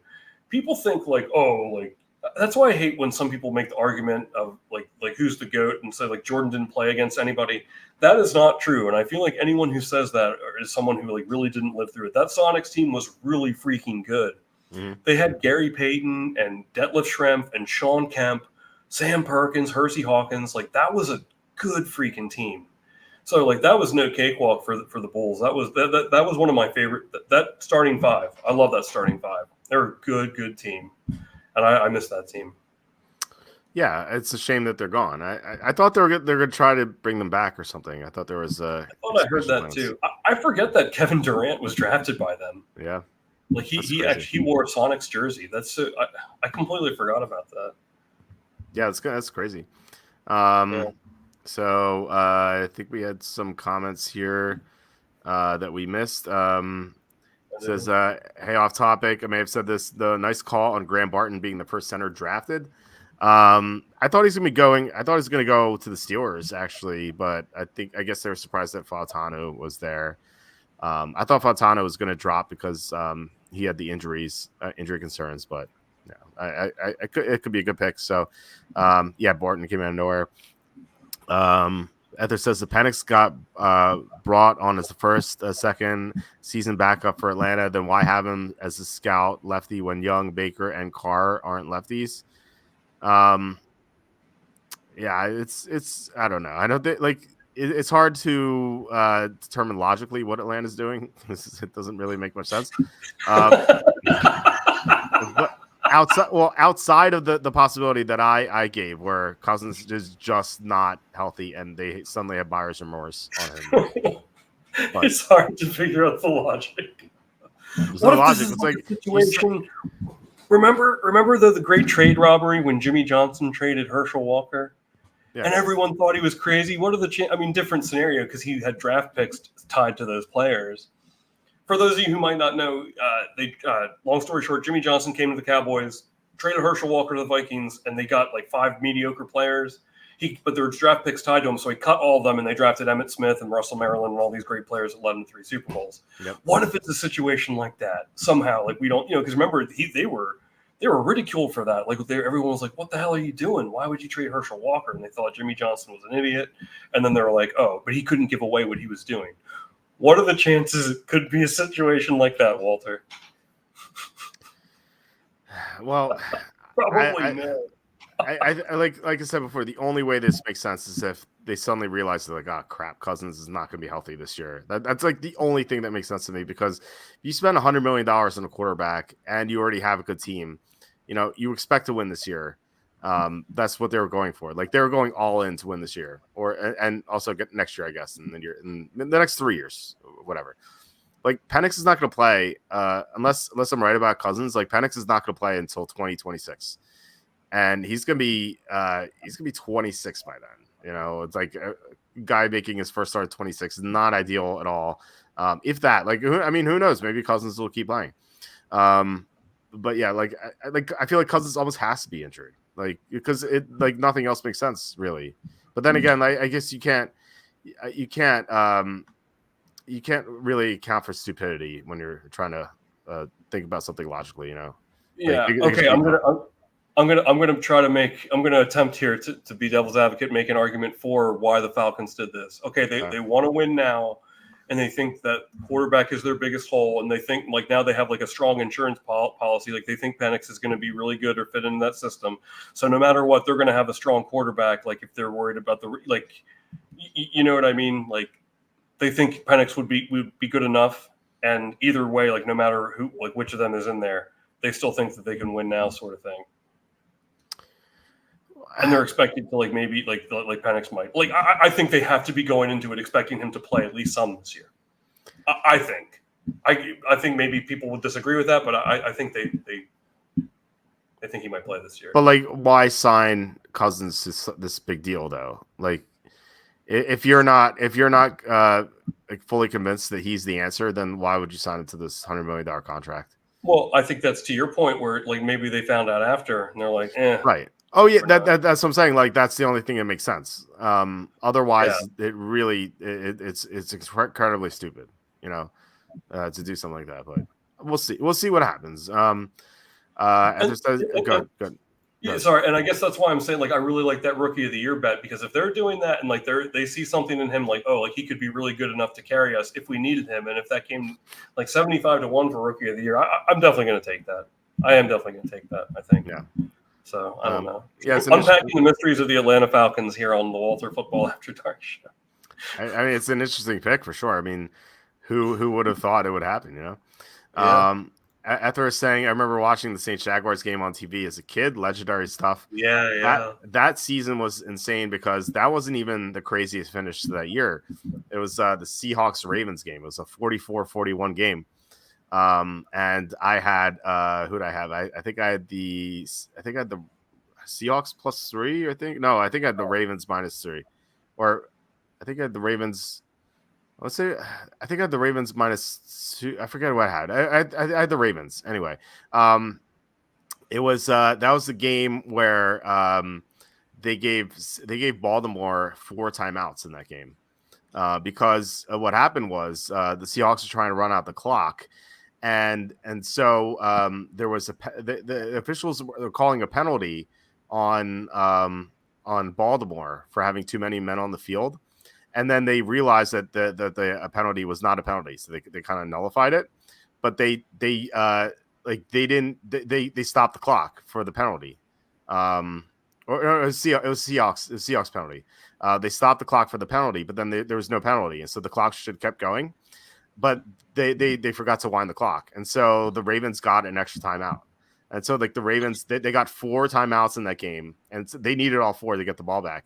In that game, there were 2 Hail Marys that were completed.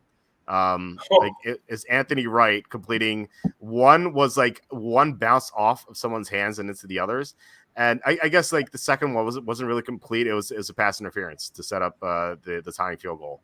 And then in overtime, Seattle actually had the ball first. And this is a game where Seattle was up 41-24 with 6 minutes left. And so they blew this lead because of the 4 timeouts and the 2 Hail Marys. And one of the Hail Marys was on like a 4th and 26. And then Seattle gets the ball first in overtime, and Matt Hasselbeck gets injured. And so Trent Dilfer comes in. It's the first time he plays in Baltimore since he won the Super Bowl there. He tries a deep pass downfield. It just it bounces off the receiver's hands, goes out of bounds, and then he gets sacked on the next play. The Ravens come in, they convert a couple first downs, and they kick the winning field goal. It was Matt Smokey Stover wins the game for the Ravens, 44-41. And I remember that game because it was like I remember sweating it out so much. And that game went to like it was a 1 o'clock start, and that's kind of like why I like Baltimore, because Seattle's playing at 1 o'clock. That game, you know how like most games end at like 4:15 or whatever. If a game goes like to overtime and ends at like 4:30, this game ended at like 5:20. Like the game didn't end, and it got dark. It got dark by the time the game was over, because it was like late November or mid-November. The reason it took so long is because like on that timeout thing where the Baltimore had 4 timeouts, they spent like 10 minutes like trying to figure out what happened, and like they couldn't figure it out. But they actually gave Baltimore 4 timeouts in that game. It was the craziest game I'd ever seen. Dilfer was on the Seahawks? That was Dilfer was on the Seahawks that year. Yeah. Trent Dilfer. You think he'll make the Hall of Fame? I always liked Dilfer though. I like him as a ESPN guy. I thought he was. Yeah. Remember he had some decent years on Tampa Bay when they had like Warren Sapp and remember Mike Allstott. You're in good hands with Allstott. Yep. Yeah, Allstott was the man. You don't see a player like him. Maybe Kyle Juszczyk is the closest thing to him, but even in today's league, but you don't see like the old school fullback. Like, I mean, if you all don't know who Mike Allstott was, just YouTube search Mike Allstott highlights. This guy was a freaking train, man. Like I can't think of too many players. Maybe like the best since Earl Campbell. The days of Earl Campbell, just like bowling a guy over. This guy was a battering ram. Like I haven't seen a player. I mean, would you put him up against? I mean, he didn't have as many carries as like a Marshawn Lynch. No, but like he'd run right through you, man. He would. Yeah, he would just he's a hell of a beast. Yeah, he would just run through people. He'd run people over, and he would get better as the game would go on. Like first quarter, he didn't do much, and then like by the time the defenders were tired, like he would just like drag defenders. Yeah, he was awesome. I'm gonna look up some Allstott highlights after the show. It's so good. If you're not familiar, you should. I can't think of any player like him. Since I guess I mean the NFL has become completely different. Like they're not relying on the run anymore. Like Allstott is this like old school player that you used to see all the time, and now you just don't anymore because the NFL's changed so much. Like it's weird. Like would Mike Allstott be a starting running back in today's NFL? Like I'm sure he'd be like a goal line specialist and whatnot, but like I don't know. Like I don't know if he'd be. I don't think he'd be a starter in today's league. You know. Yeah, geez, he's so much fun to watch. Work done was the speed back. Yep. In that backfield. Yeah, and then they had Keyshawn Johnson was on those teams too, wasn't he? Yeah, he. I remember he scored 1 touchdown all year. That one. I think they the year before. He scored only 1 touchdown. He was like really frustrated. I remember. Keyshawn Johnson, the first time he got to Tampa, and he was with the Jets beforehand.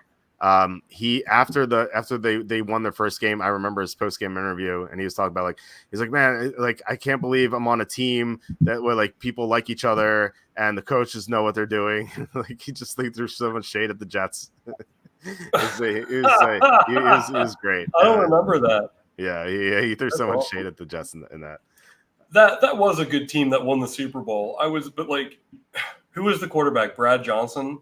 Yeah, they had the 2 Johnsons, Brad Johnson, Rob Johnson, and so I don't think they were the best team that year though. I think the Eagles were the best team, but McNabb got hurt in Week 12 that year. And I like he came back for the playoffs, but it was clear he was not 100%. Right, but I will. Sorry, go ahead. No, and like the Raiders, I thought were great that year too, but the Buccaneers had the book on the Raiders. Like they knew what plays they're going to run, and it didn't help that the Raiders center Barrett Robbins went missing the night before the game, which is like I feel like in today's world on social media, like everyone would be going nuts about it, but like the Raiders center disappeared. Like what you don't like I can't remember anything happening like that recently. But they didn't know where he was. And Rich Gannon, who's super OCD, he was a nervous wreck in that game because they had to use their backup center Adam True, who was not a bad player, but like Rich Gannon just like imagine if your quarterback and your center disappears the night before the game. You're like, uh-oh. Like, it's a complete disaster. That's why that Super Bowl is so lopsided. Well, also, they say, I think I brought this up with you before. They say that the Raiders, I can't think of his name now. I couldn't remember his name last time we talked about it. They say he abandoned the game plan like 2 nights before or something. Like they completely changed it, and they were like you can look up interviews with the Raiders players, and they're like, "Are you kidding me? Like, why would you do this? How are you going to abandon the whole game plan like 2 nights before or the night before or something?" Are you talking about the head coach, or who are you talking about? Yeah, the Raiders head coach abandoned the game plan. Bill Callahan. Bill Callahan, yeah. It was either the night before or like 2 nights before, and the center went missing. It was a mess. Yeah, they had no chance. Oh yeah, and the Buccaneers knew all the plays, like I said, and I think it was Keyshawn, or maybe it was Derek Brooks, but like someone was talking to John Gruden on the sideline, and they're like, "Wow, this is exactly like practice," because they knew everything the Raiders were going to do. They didn't change any of their audibles. Actually, Bill Belichick was guilty of this in 2003 when he cut Lawyer Malloy like a week before the season, and the Patriots and Bills played each other in week 1. And maybe John Sanders remember this. The Bills beat the Patriots 31-0 in that game. I think it was Tom Brady's worst loss. And Brady threw 4 interceptions in that game, and Brady looked terrible. And it came out after the game that Lawyer Malloy knew all the audibles and stuff like that because the Patriots didn't change them. And so I assume Belichick never made that mistake again. But yeah, and I remember this because it was so poetic. That in the final week of the season, the Patriots and Bills played each other again, and it was 31-0 Patriots this time. And I think Brady threw 4 touchdowns in that game to make up for the 4 interceptions in week 1. I'm not sure about that, but I know it was the same score the other way. Yeah. That John's saying the Bills lost to them 31-0 in the finale. Yeah, it was so great. I remember wishing it would be 31-0 the other way, just because it was so symmetrical, you know. That's awesome. I might have shown this to you. This is going to sound, for those of you who aren't familiar with this video, I think I might have sent this to you a few years back because it's going to sound like an outrageous claim, and it is, but I think this video is really good. This guy is claiming that Bill Belichick intentionally threw the Super Bowl against the Eagles. Yeah, because he sat Malcolm Butler for no reason. Like, we still don't know why. Like, I don't think we ever got an explanation for that. I'm not sure we did either. And I remember, like, I've heard different theories. Like, someone said that, like, he disrespected Steve, his son, or something. His Steve Belichick, like, he disrespected him, like, the night before, or like broke a team rule or conduct, and it just wasn't disclosed what exactly broke. But that doesn't make any sense. And this guy also claims, like, you can see, like, on the sideline, and there's something to, like, you can see Brady avoiding him on the sidelines, and in the fourth quarter at the drive, like, Brady's looking at the tablet by himself, like. Where's Belichick? They're like talking to him, like, got to get, like, we're in, like, the game's on the line here in the Super Bowl, and like Belichick's nowhere to be found. I mean, I'm not saying I think that Belichick did that, but I think the guy's theory, like, he definitely has, like, more of a leg to stand on than I thought he would after reading the title of the video. You know what I mean? Yeah. But that was. Yeah, I don't know. I mean, they still almost won, though. Like, I feel like if they were blown out, you could probably make that claim, but.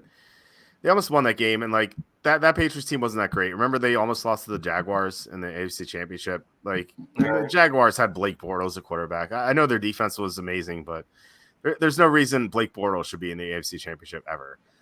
So like the fact that it was like the Patriots, I guess, just weren't that good, and then Malcolm Butler was missing, like their best corner. So I get it. Well, John saying I was at the home opener game with Big Sam Adams, with the pick six. Yeah, that was you saw Tom Brady's worst game ever. So yeah, that is awesome. I remember the Bills that year. They were 2-0. They beat the Jaguars in week 2 that year, I believe. And they smoked the Jaguars. And I remember thinking the Bills were the best team in the NFL. And then they played Miami on Sunday Night Football in week 3, and they got their butts whipped by the Dolphins. And that was a Sunday night game, so it's not like the weather wasn't even a factor. It was a night game for Miami. So, and that Bills team was such a big disappointment because like their defense was their weakness. They had Drew Bledsoe, quarterback. They had like Eric Moulds, Peerless Price. Like they had Travis Henry. Like they had some good offensive players, and like their defense was the weakness in 0-2. But then they got Lawyer Malloy, and like that was supposed to be like the glue that helped fix their defense. And I remember being really high on the Bills, and they just didn't do anything. Like it's like Bledsoe just took so many bad sacks. Like he just stood there forever. He held the ball forever in the pocket. Like he takes so many terrible sacks. It's like that's kind of, I guess that's the reason why they unraveled. Not saying nobody realized how bad Greg Williams was a head coach at the time. No, that's true. Yeah, didn't help that Greg Williams was there. I think that getting back to the Patriots or Belichick throwing that game, I think the argument is that Belichick was pissed that they traded Garoppolo and they had no and they traded Brissett. Yeah. So it's like and Belichick wanted to keep Garoppolo and trade Tom Brady, but Kraft was like no. So like this guy's thought is that Belichick was like like I'm the reason you're here. Like don't tell me what to do. Like this is like the like his clapback, I guess. Yeah, I think it's an interesting theory, but I mean, I agree. I don't think that Patriots team was all that good. That Eagles team was really good, even with Nick Foles. And I'm a big Nick Foles fan. I think Nick Foles was a good quarterback. I still can't believe it. Like, think of all the great quarterbacks that the Eagles have had, and there's a statue of Nick Foles out there. It's amazing. It is, and I loved it. I remember when he played on their team in the 2013 season, maybe a season after that too. And he was their starter, and he had a couple decent years. So I always liked him. I wasn't but Super Bowl MVP. That's wild. And then the next year he came in for Wentz again, and he won that game, the double doink game against the Bears. And I mean, he put them in position to win the divisional round game against the Saints. Yeah. But Alshon Jeffrey dropped the touchdown on the final drive, 20-14. Yeah, they were driving. They were almost in the red zone, and so like they may have won the game. And then that was the Saints' next game was the game they should have won with that bad pass interference non-call against the Rams. So and I remember the Eagles like owning the Rams. So I feel like they clobbered the Rams that year too. So, it was Sunday night game in LA. I remember I took Eagles money line that night. They were like plus 400 or something. Yeah, I bet the Eagles. Yeah, so I feel like the Eagles would have won that game too because they own the Rams. And then the Eagles Patriots part 2 in the Super Bowl. That would have been great, So wow, I never even thought about it like that. But I remember after that Saints Eagles game, because they knew like they weren't going to re-sign Nick Foles. His contract was up, so like. It was like a foregone conclusion that he was going to be, that was his last game with the team, but it just wasn't official yet. So there's this press conference with him after the game, and they're like, reporters like, Nick, like, what do you, knowing, this is probably your last game, like, what are you thinking about? And he goes, thinking about the leftover pizza in my fridge. I was like, dude, this guy's the man. He's great, yeah. like he's a winner in my book. I love the man. Yeah, when he came in, he had a horrible game on Christmas against the Raiders. Maybe it's a trend here. It's like teams playing bad against the Raiders on Christmas. But he couldn't complete basic 4 passes in that game. Like he looked awful. And I'm like, I remember having an Eagles 40-1 Super Bowl ticket that year. Which I don't know. I told the story a long time ago on the show, I think. But I was in Vegas and, I was entering the Super Contest and I was leaving the Rio, I think, because I made some bets there, and so I got into the cab, and the cab driver was like an old man. He was like 75 or something, and he goes, "Oh, where are you from?" And I said, "Philly." And I'm right side of Philly. I said, "Philly," and he's like, your team's winning the Super Bowl this year. I'm like, really? Like, because I remember liking the Eagles. I predicted them to go 12-4 that year, and the year before they went 7-9 with Carson Wentz in his rookie year. And I was like, I like the Eagles. I like the Eagles. I haven't gone 12-4, but like I didn't think about betting them to win the Super Bowl. Like, why do you like them to win the Super Bowl? And this cab driver goes, my friend is like one of the most successful sports bettors in the world. And so like he's always has these great picks. The following year he had Bears 100-1. And that was a double doink year, which like, they could have gone far. So that was a good pick as well. So he told me all about like how his friend loved the Eagles. And I was like, I like the Eagles too. Why am I not betting them to win the Super Bowl? So actually the next day I went back to the Rio, and because the Rio had the best odds, they had 40-1, whereas like other sports had like 25-1 or 30-1. I bet the Eagles at 40-1. And then I called my dad at the pool the next day. I told him the story, and he's like, bet the Eagles for me too. And so I had to go to Rio the third time. And so the guys the desk was like, oh, you're back? I'm like, yeah. So I bet the Eagles again for my dad. And so that was a nice one for us. That's awesome. So what do you do? Like, do you just cash them in the next year you go to Vegas, or what? Like, I cash them, and then I use the money to make more futures bets or to enter the super contest. Because so you have a year after it expires. So, like I could like mail it, but it's such a hassle to go to the post office. Slew knows all about that from Jerks of the Week. But I'd be scared to do that. I did it once because there was one casino that was like, oh, you only have 3 months instead of the whole year. And I think they changed their policy. But it was 3 months, and like, I actually have to mail this in. So I mailed it like insured, just in case, because it was a decent payout. But I actually I know exactly where my slips are. And they're in my like when I go to Vegas, I'm gonna have them handy, they're in one of my bags, so I can just like as soon as I get there, like they're there, and so I could just cash them out and just enter. So you're currently like holding some tickets from like last year that when you go this year you're gonna. That's pretty cool. Yeah, I mean it's a fun thing. You just like. When I get to Vegas, I usually take the afternoon flight. So I get there Vegas time. I usually get there like 6 or 7 o'clock. Like by the time I'm like settled and everything, like the sports books are closed. I guess it depends how late I get there. Sometimes not. But like usually I usually meet with Andy, our proxy, the second day. And then I usually have all of my sportsbook slips with me. And I just like, after I meet with Andy, I cash them out. Like sometimes I'm at the sportsbook. I'm like, hey, Andy, can I cash these out? And I always feel like awkward because he has to wait for me to cash them out. But he's always, Andy's like the nicest guy ever. So he's like, yeah, you could go ahead. So that's how I Wow. That's pretty cool. Did you ever win one like you're like, I'm going to fly out like next week. I want to like get the cash for this, or? Well, I won the I got third place in the third place. Yeah, I got third place in the Circa September contest in 2022, and that was a decent payout. And Circa wasn't going to mail it to me. It was like the Westgate will mail you anything. Like if you win money in their contest, they'll actually mail you the check. And it usually gets there in like 2 weeks. They're pretty fast. But Circo's like, no, we will not mail you. Like the rep even called me. I'm like, could you just send me the mail? I'm like, do I really have to go to Vegas to cash? And he's like, yeah. I'm like, this is ridiculous. So, but like, so I had that slip the entire time. And so when I went out this past summer, or a summer ago, I guess, I just had that with me. So when I signed up for the Circa Million, I was just like, hey, I want to cash this out and use the money. So use some of the money to enter the Circa Million contest. So oh wow, yeah, it's so. I was like, it's like, how do you not mail the check? Like Westgate does this. Why can't Circa do it?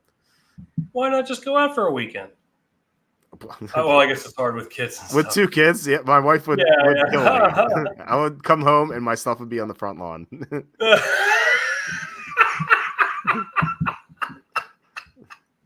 Fair enough. Yeah. I guess if I didn't have kids, sure. Like if I hit something like that, I'm like, bro, I'll be out there tonight. Yeah. Well, tonight.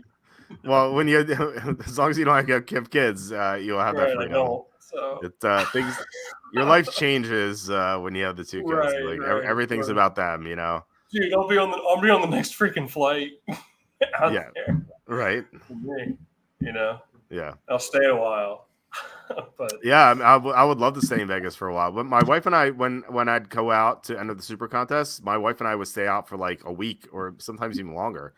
yeah, And yeah, you know this, we hung out, you know, right, when you were there. But now, my wife doesn't even go because of the kids. So like, I go, I stay there 3 days. 2 of the days I work, like I go from sportsbook to sportsbook, either placing bets or looking at the lines. Like I collect all the sheets and stuff like that, and I try to meet with you know, like last year I met with a professional bettor out there. You know, I treated him to lunch because like I just wanted to pick his brain. oh, nice. Um, yeah, so like I try to do that kind of stuff, and then like I save like one day just to relax, and then I'm on my way back. So like last year I was only there for 3 whole days. So I just because I don't want to leave my kids for that long, you know. It's I actually even take the early Right. flight so I can put my son to bed when I get home. So Oh, okay, okay. yeah, so Yeah. like I No, said, your life changes when you have kids. It's like everything's about them. Like yeah. they're my first thought. You know, like if I'm doing Right, something. of course. Yeah, Yeah, I'm got the 100% bachelor life going yeah. on. I remember So, those days. Those days are yeah, fun. yeah. It's Yeah, not as it's not so bad even at my age, but yeah, that's I can pick up and go like at any time. I know. That's the thing. What's that? I got third place in the circuit, whatever. It's like see you in like 10 hours. Yeah, right. You know? See you tomorrow. Yeah, for sure, man, for sure. But Yeah. yeah, Uh, let's Jesus. before we head out, we had let's see if we have some other comments. John saying Sam Darnold 301 is really interesting for MVP. You'd It's pretty imagine that interesting. Purdy gets, was he still on the 49ers or what? No, Darnold is on the Vikings. He's going to be battling Oh, that's McCarthy right. to be quarterback. See, that shows you how much I know. Yeah. 300. Let's see here. So Darnold. John says, "Thank you for bringing up the Music City Miracle. I threw the remote at the wall when Oh, the I'm refs didn't sorry. reverse the call and was grounded for a week. It's Sorry, pretty John. rough. Yeah, sorry to bring up bad memories. Randy Moss shooting the moon to Green Bay. We've talked about that. One of Before. my favorite calls. Yeah. That is a disgust. Stanford and Cal in the ACC. Is that real? Are they Stanford and Cal really in the ACC? Really? Is that true? So We're again, all over I don't follow these things. I don't know. just make new conference names because it's Right. like teams from the West aren't in the Pac, like the Pacific teams aren't in the Pac-12, and like there's like 20 teams in the Big Ten, you know, so not more than 10 teams in there, you know. It's just like you don't know anything. I don't know. They should just make it like a. They should, you know what? Maybe we should just design okay, I got a business idea. Why don't we design posters that just have like the list of conferences, and we won't forget like Big Sky and Sunbelt either, and we just sell them at like $5 a pop. People put them in the rooms, and then now they don't have to. Because I guarantee you, like unless you're really following it that closely, you can keep track. Like that's hard to keep track of. I think like everyone's in a new conference. Every team's in a new conference. I was about to say like the problem with that plan is that the conferences change every year. But then I thought about it. I was like, people buy calendars, right? And like, you need a new calendar every year if you buy one. So yeah, I don't know. I guess it could make sense if people want to know. I don't know. It's I can't keep track of it. I think it's insane that they would be in the ACC if that's true. After saying you think halfbacks being drafted early are no longer a thing. Middle linebackers have it even worse in today's NFL. Yeah, the middle linebackers used to be like stout against the run, like they're kind of like dinosaurs at this point. The in the box safety was like the 220-pound safety that is no longer a thing either. And then John saying Butler didn't play because of both the game plan and he was slowly declining in play that year. I remember. I don't know. I thought he was still pretty good. He was in on like 95% of their snaps that year. Yeah, I was shocked. I think it was shocking that he was like. I don't think he's that bad. I think like he was still pretty good. Like he wasn't a great player he once was. Or, I don't know, but great player, but like he wasn't really good. Right, and I think there's probably some truth. I just think it's strange that after being in on like 95% of some snaps, John, like that they would, even if that's true that it was a different game plan, that just seems so strange. But I think too, for me, it's like the emotional, like you can see him like their teammates, like they have his arms like on their shoulders, and he's like, like you can see he's like holding back tears with his head in his hands. Like it seems like there was maybe more to it, but I don't really know. Yeah. And if it says, well, at least Nick Bolton's still a beast out for the Chiefs. Yeah. I was speaking of Bolton. I had some Game of Thrones questions to ask for you, but you didn't get the chance to watch the 2 episodes because you were on the move. So yeah, I'm in a new location, as you may be able to. Some of the viewers may notice I'll try to make it a little better next time, but I literally moved into a new place today and I've been running around. So congrats on the move. But yeah, so yeah. I'll save the Game of Thrones questions for you next time. It's nothing serious. Just seeing if I was going to ask you because you're going to be done season 2. If you have an idea who Jon Snow's mother is, or the other question I'm going to keep asking you until it stays relevant. How do you think Varys was able to visit Ned Stark in that prison cell repeatedly? Because like Ned Stark was the Westeros' most wanted, like really for trying to delegitimize the king and try to kill him, or at least they thought. So I was going to ask you that. So keep those in mind while you watch these next 2 episodes. Okay, I definitely will, because now you got me thinking about it a little bit. And also the new question I was going to ask you is, and this is an interesting question because it's never been answered in the books yet. It was never answered in the show. I think people can theorize about it. But how was Jaqen Hagar in the King's Landing prison cell? This is a guy who can basically kill people on a whim. He's an expert assassin. And as you'll see something in the next episode that'll make you even realize even more. There's like how in the world is this guy in locked in a prison cell? Just keep that in mind. Like try to think of an answer to that question. I think I know, I think that it'll be known. He says to recruit Arya, but that's before you knew who Arya was, though. Like he was in prison in season 1. Like we didn't see him in season 1, but he was in prison the same time Ned Stark was, and then he was being wheeled off to the wall. So like this is before he met Arya, and like I don't like could he have known who Arya was going to be? Like maybe, but like I have a theory here on what it is. But I before I share it, I'd like you to try to think about it, because I think my theory like really makes sense, and I think it's something that would be revealed in future books, but was not revealed in the show because the people writing the show were very stupid. John says, I have a theory, but it'll give away season 8. Okay, yeah, I mean, yeah, I'm not allowed to watch season 8 anyway. Yeah, but like it might spoil stuff that some character is still being alive or whatever. But yeah, so my theory won't give anything away. It's not. There's no spoilers. I think. I'll save it for next time. But yeah, just think about it, and then you'll see something in season 2, episode 10 with Jaqen Hagar, and like once he does something, you're really like, oh wait, how in the world was he in a prison cell? It's just not possible, unless he wanted to be, So something to think about. But otherwise, I think that's about it. So yeah, we'll talk about Game of Thrones next time, because you weren't able to watch it. But yeah, as Ether says, congrats on the move. Yeah, thank you, Ether. Appreciate it. Yeah, so thanks guys for tuning in. Really appreciate it. Thanks everybody, especially to John Sanders for the 9/11 super chat. Thank you so much, John. Just really appreciate your contributions. For sure. Please hit like, subscribe, comment below, share this video. Visit the link in the description for the merch store. Again, we have the money laundering shirt, which I'm excited about, and then also my book, Jerks of the College Years. You can buy that on Amazon. Tom, do you have anything to plug? Maybe your Twitch chat, which I was I'm gonna be back on Twitch here probably in the next 15-20 minutes right here after the show. Nice. I hope you all have been enjoying Rocket League. I know it's been so much fun. The game gets really intense. John, I know John, you were on the stream last night. I appreciate you coming by, but I don't know if you play Rocket League, or even like I never really watched soccer or even really liked soccer. This game is really addicting, and it does get intense. So And I'm just in here rambling as always. I'll be talking about my adventures to take the SAT here soon on the stream tonight. You won't want to miss it.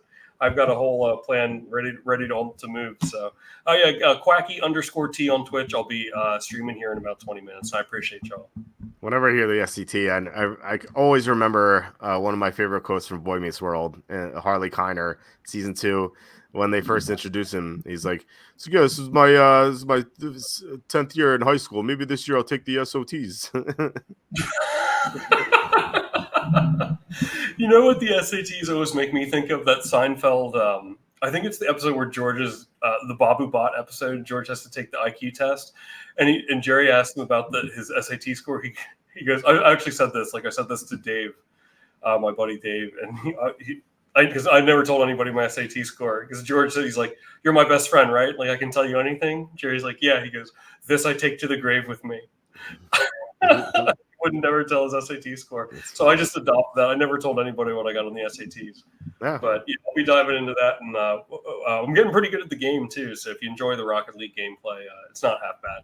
So. Yeah, it reminds me of Blitzball from Final Fantasy X. Yeah, you were saying this. I said that in the chat last night.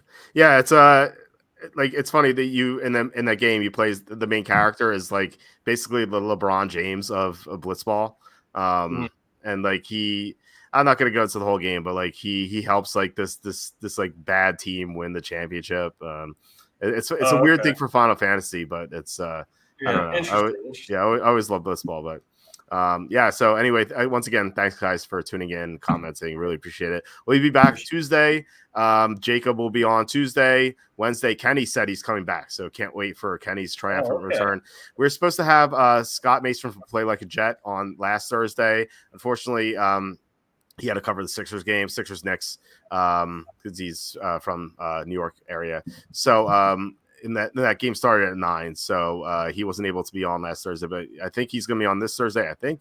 And then I'm sure Tom will be on Saturday, or maybe you'll be on Thursday. I can move Scott to Saturday. We'll figure something out. But yeah, it's full schedule next week. Looking forward to it. But I hope everyone has a great weekend, and good luck if you bet the Magic along with me tomorrow. Thanks, everyone. We'll see you.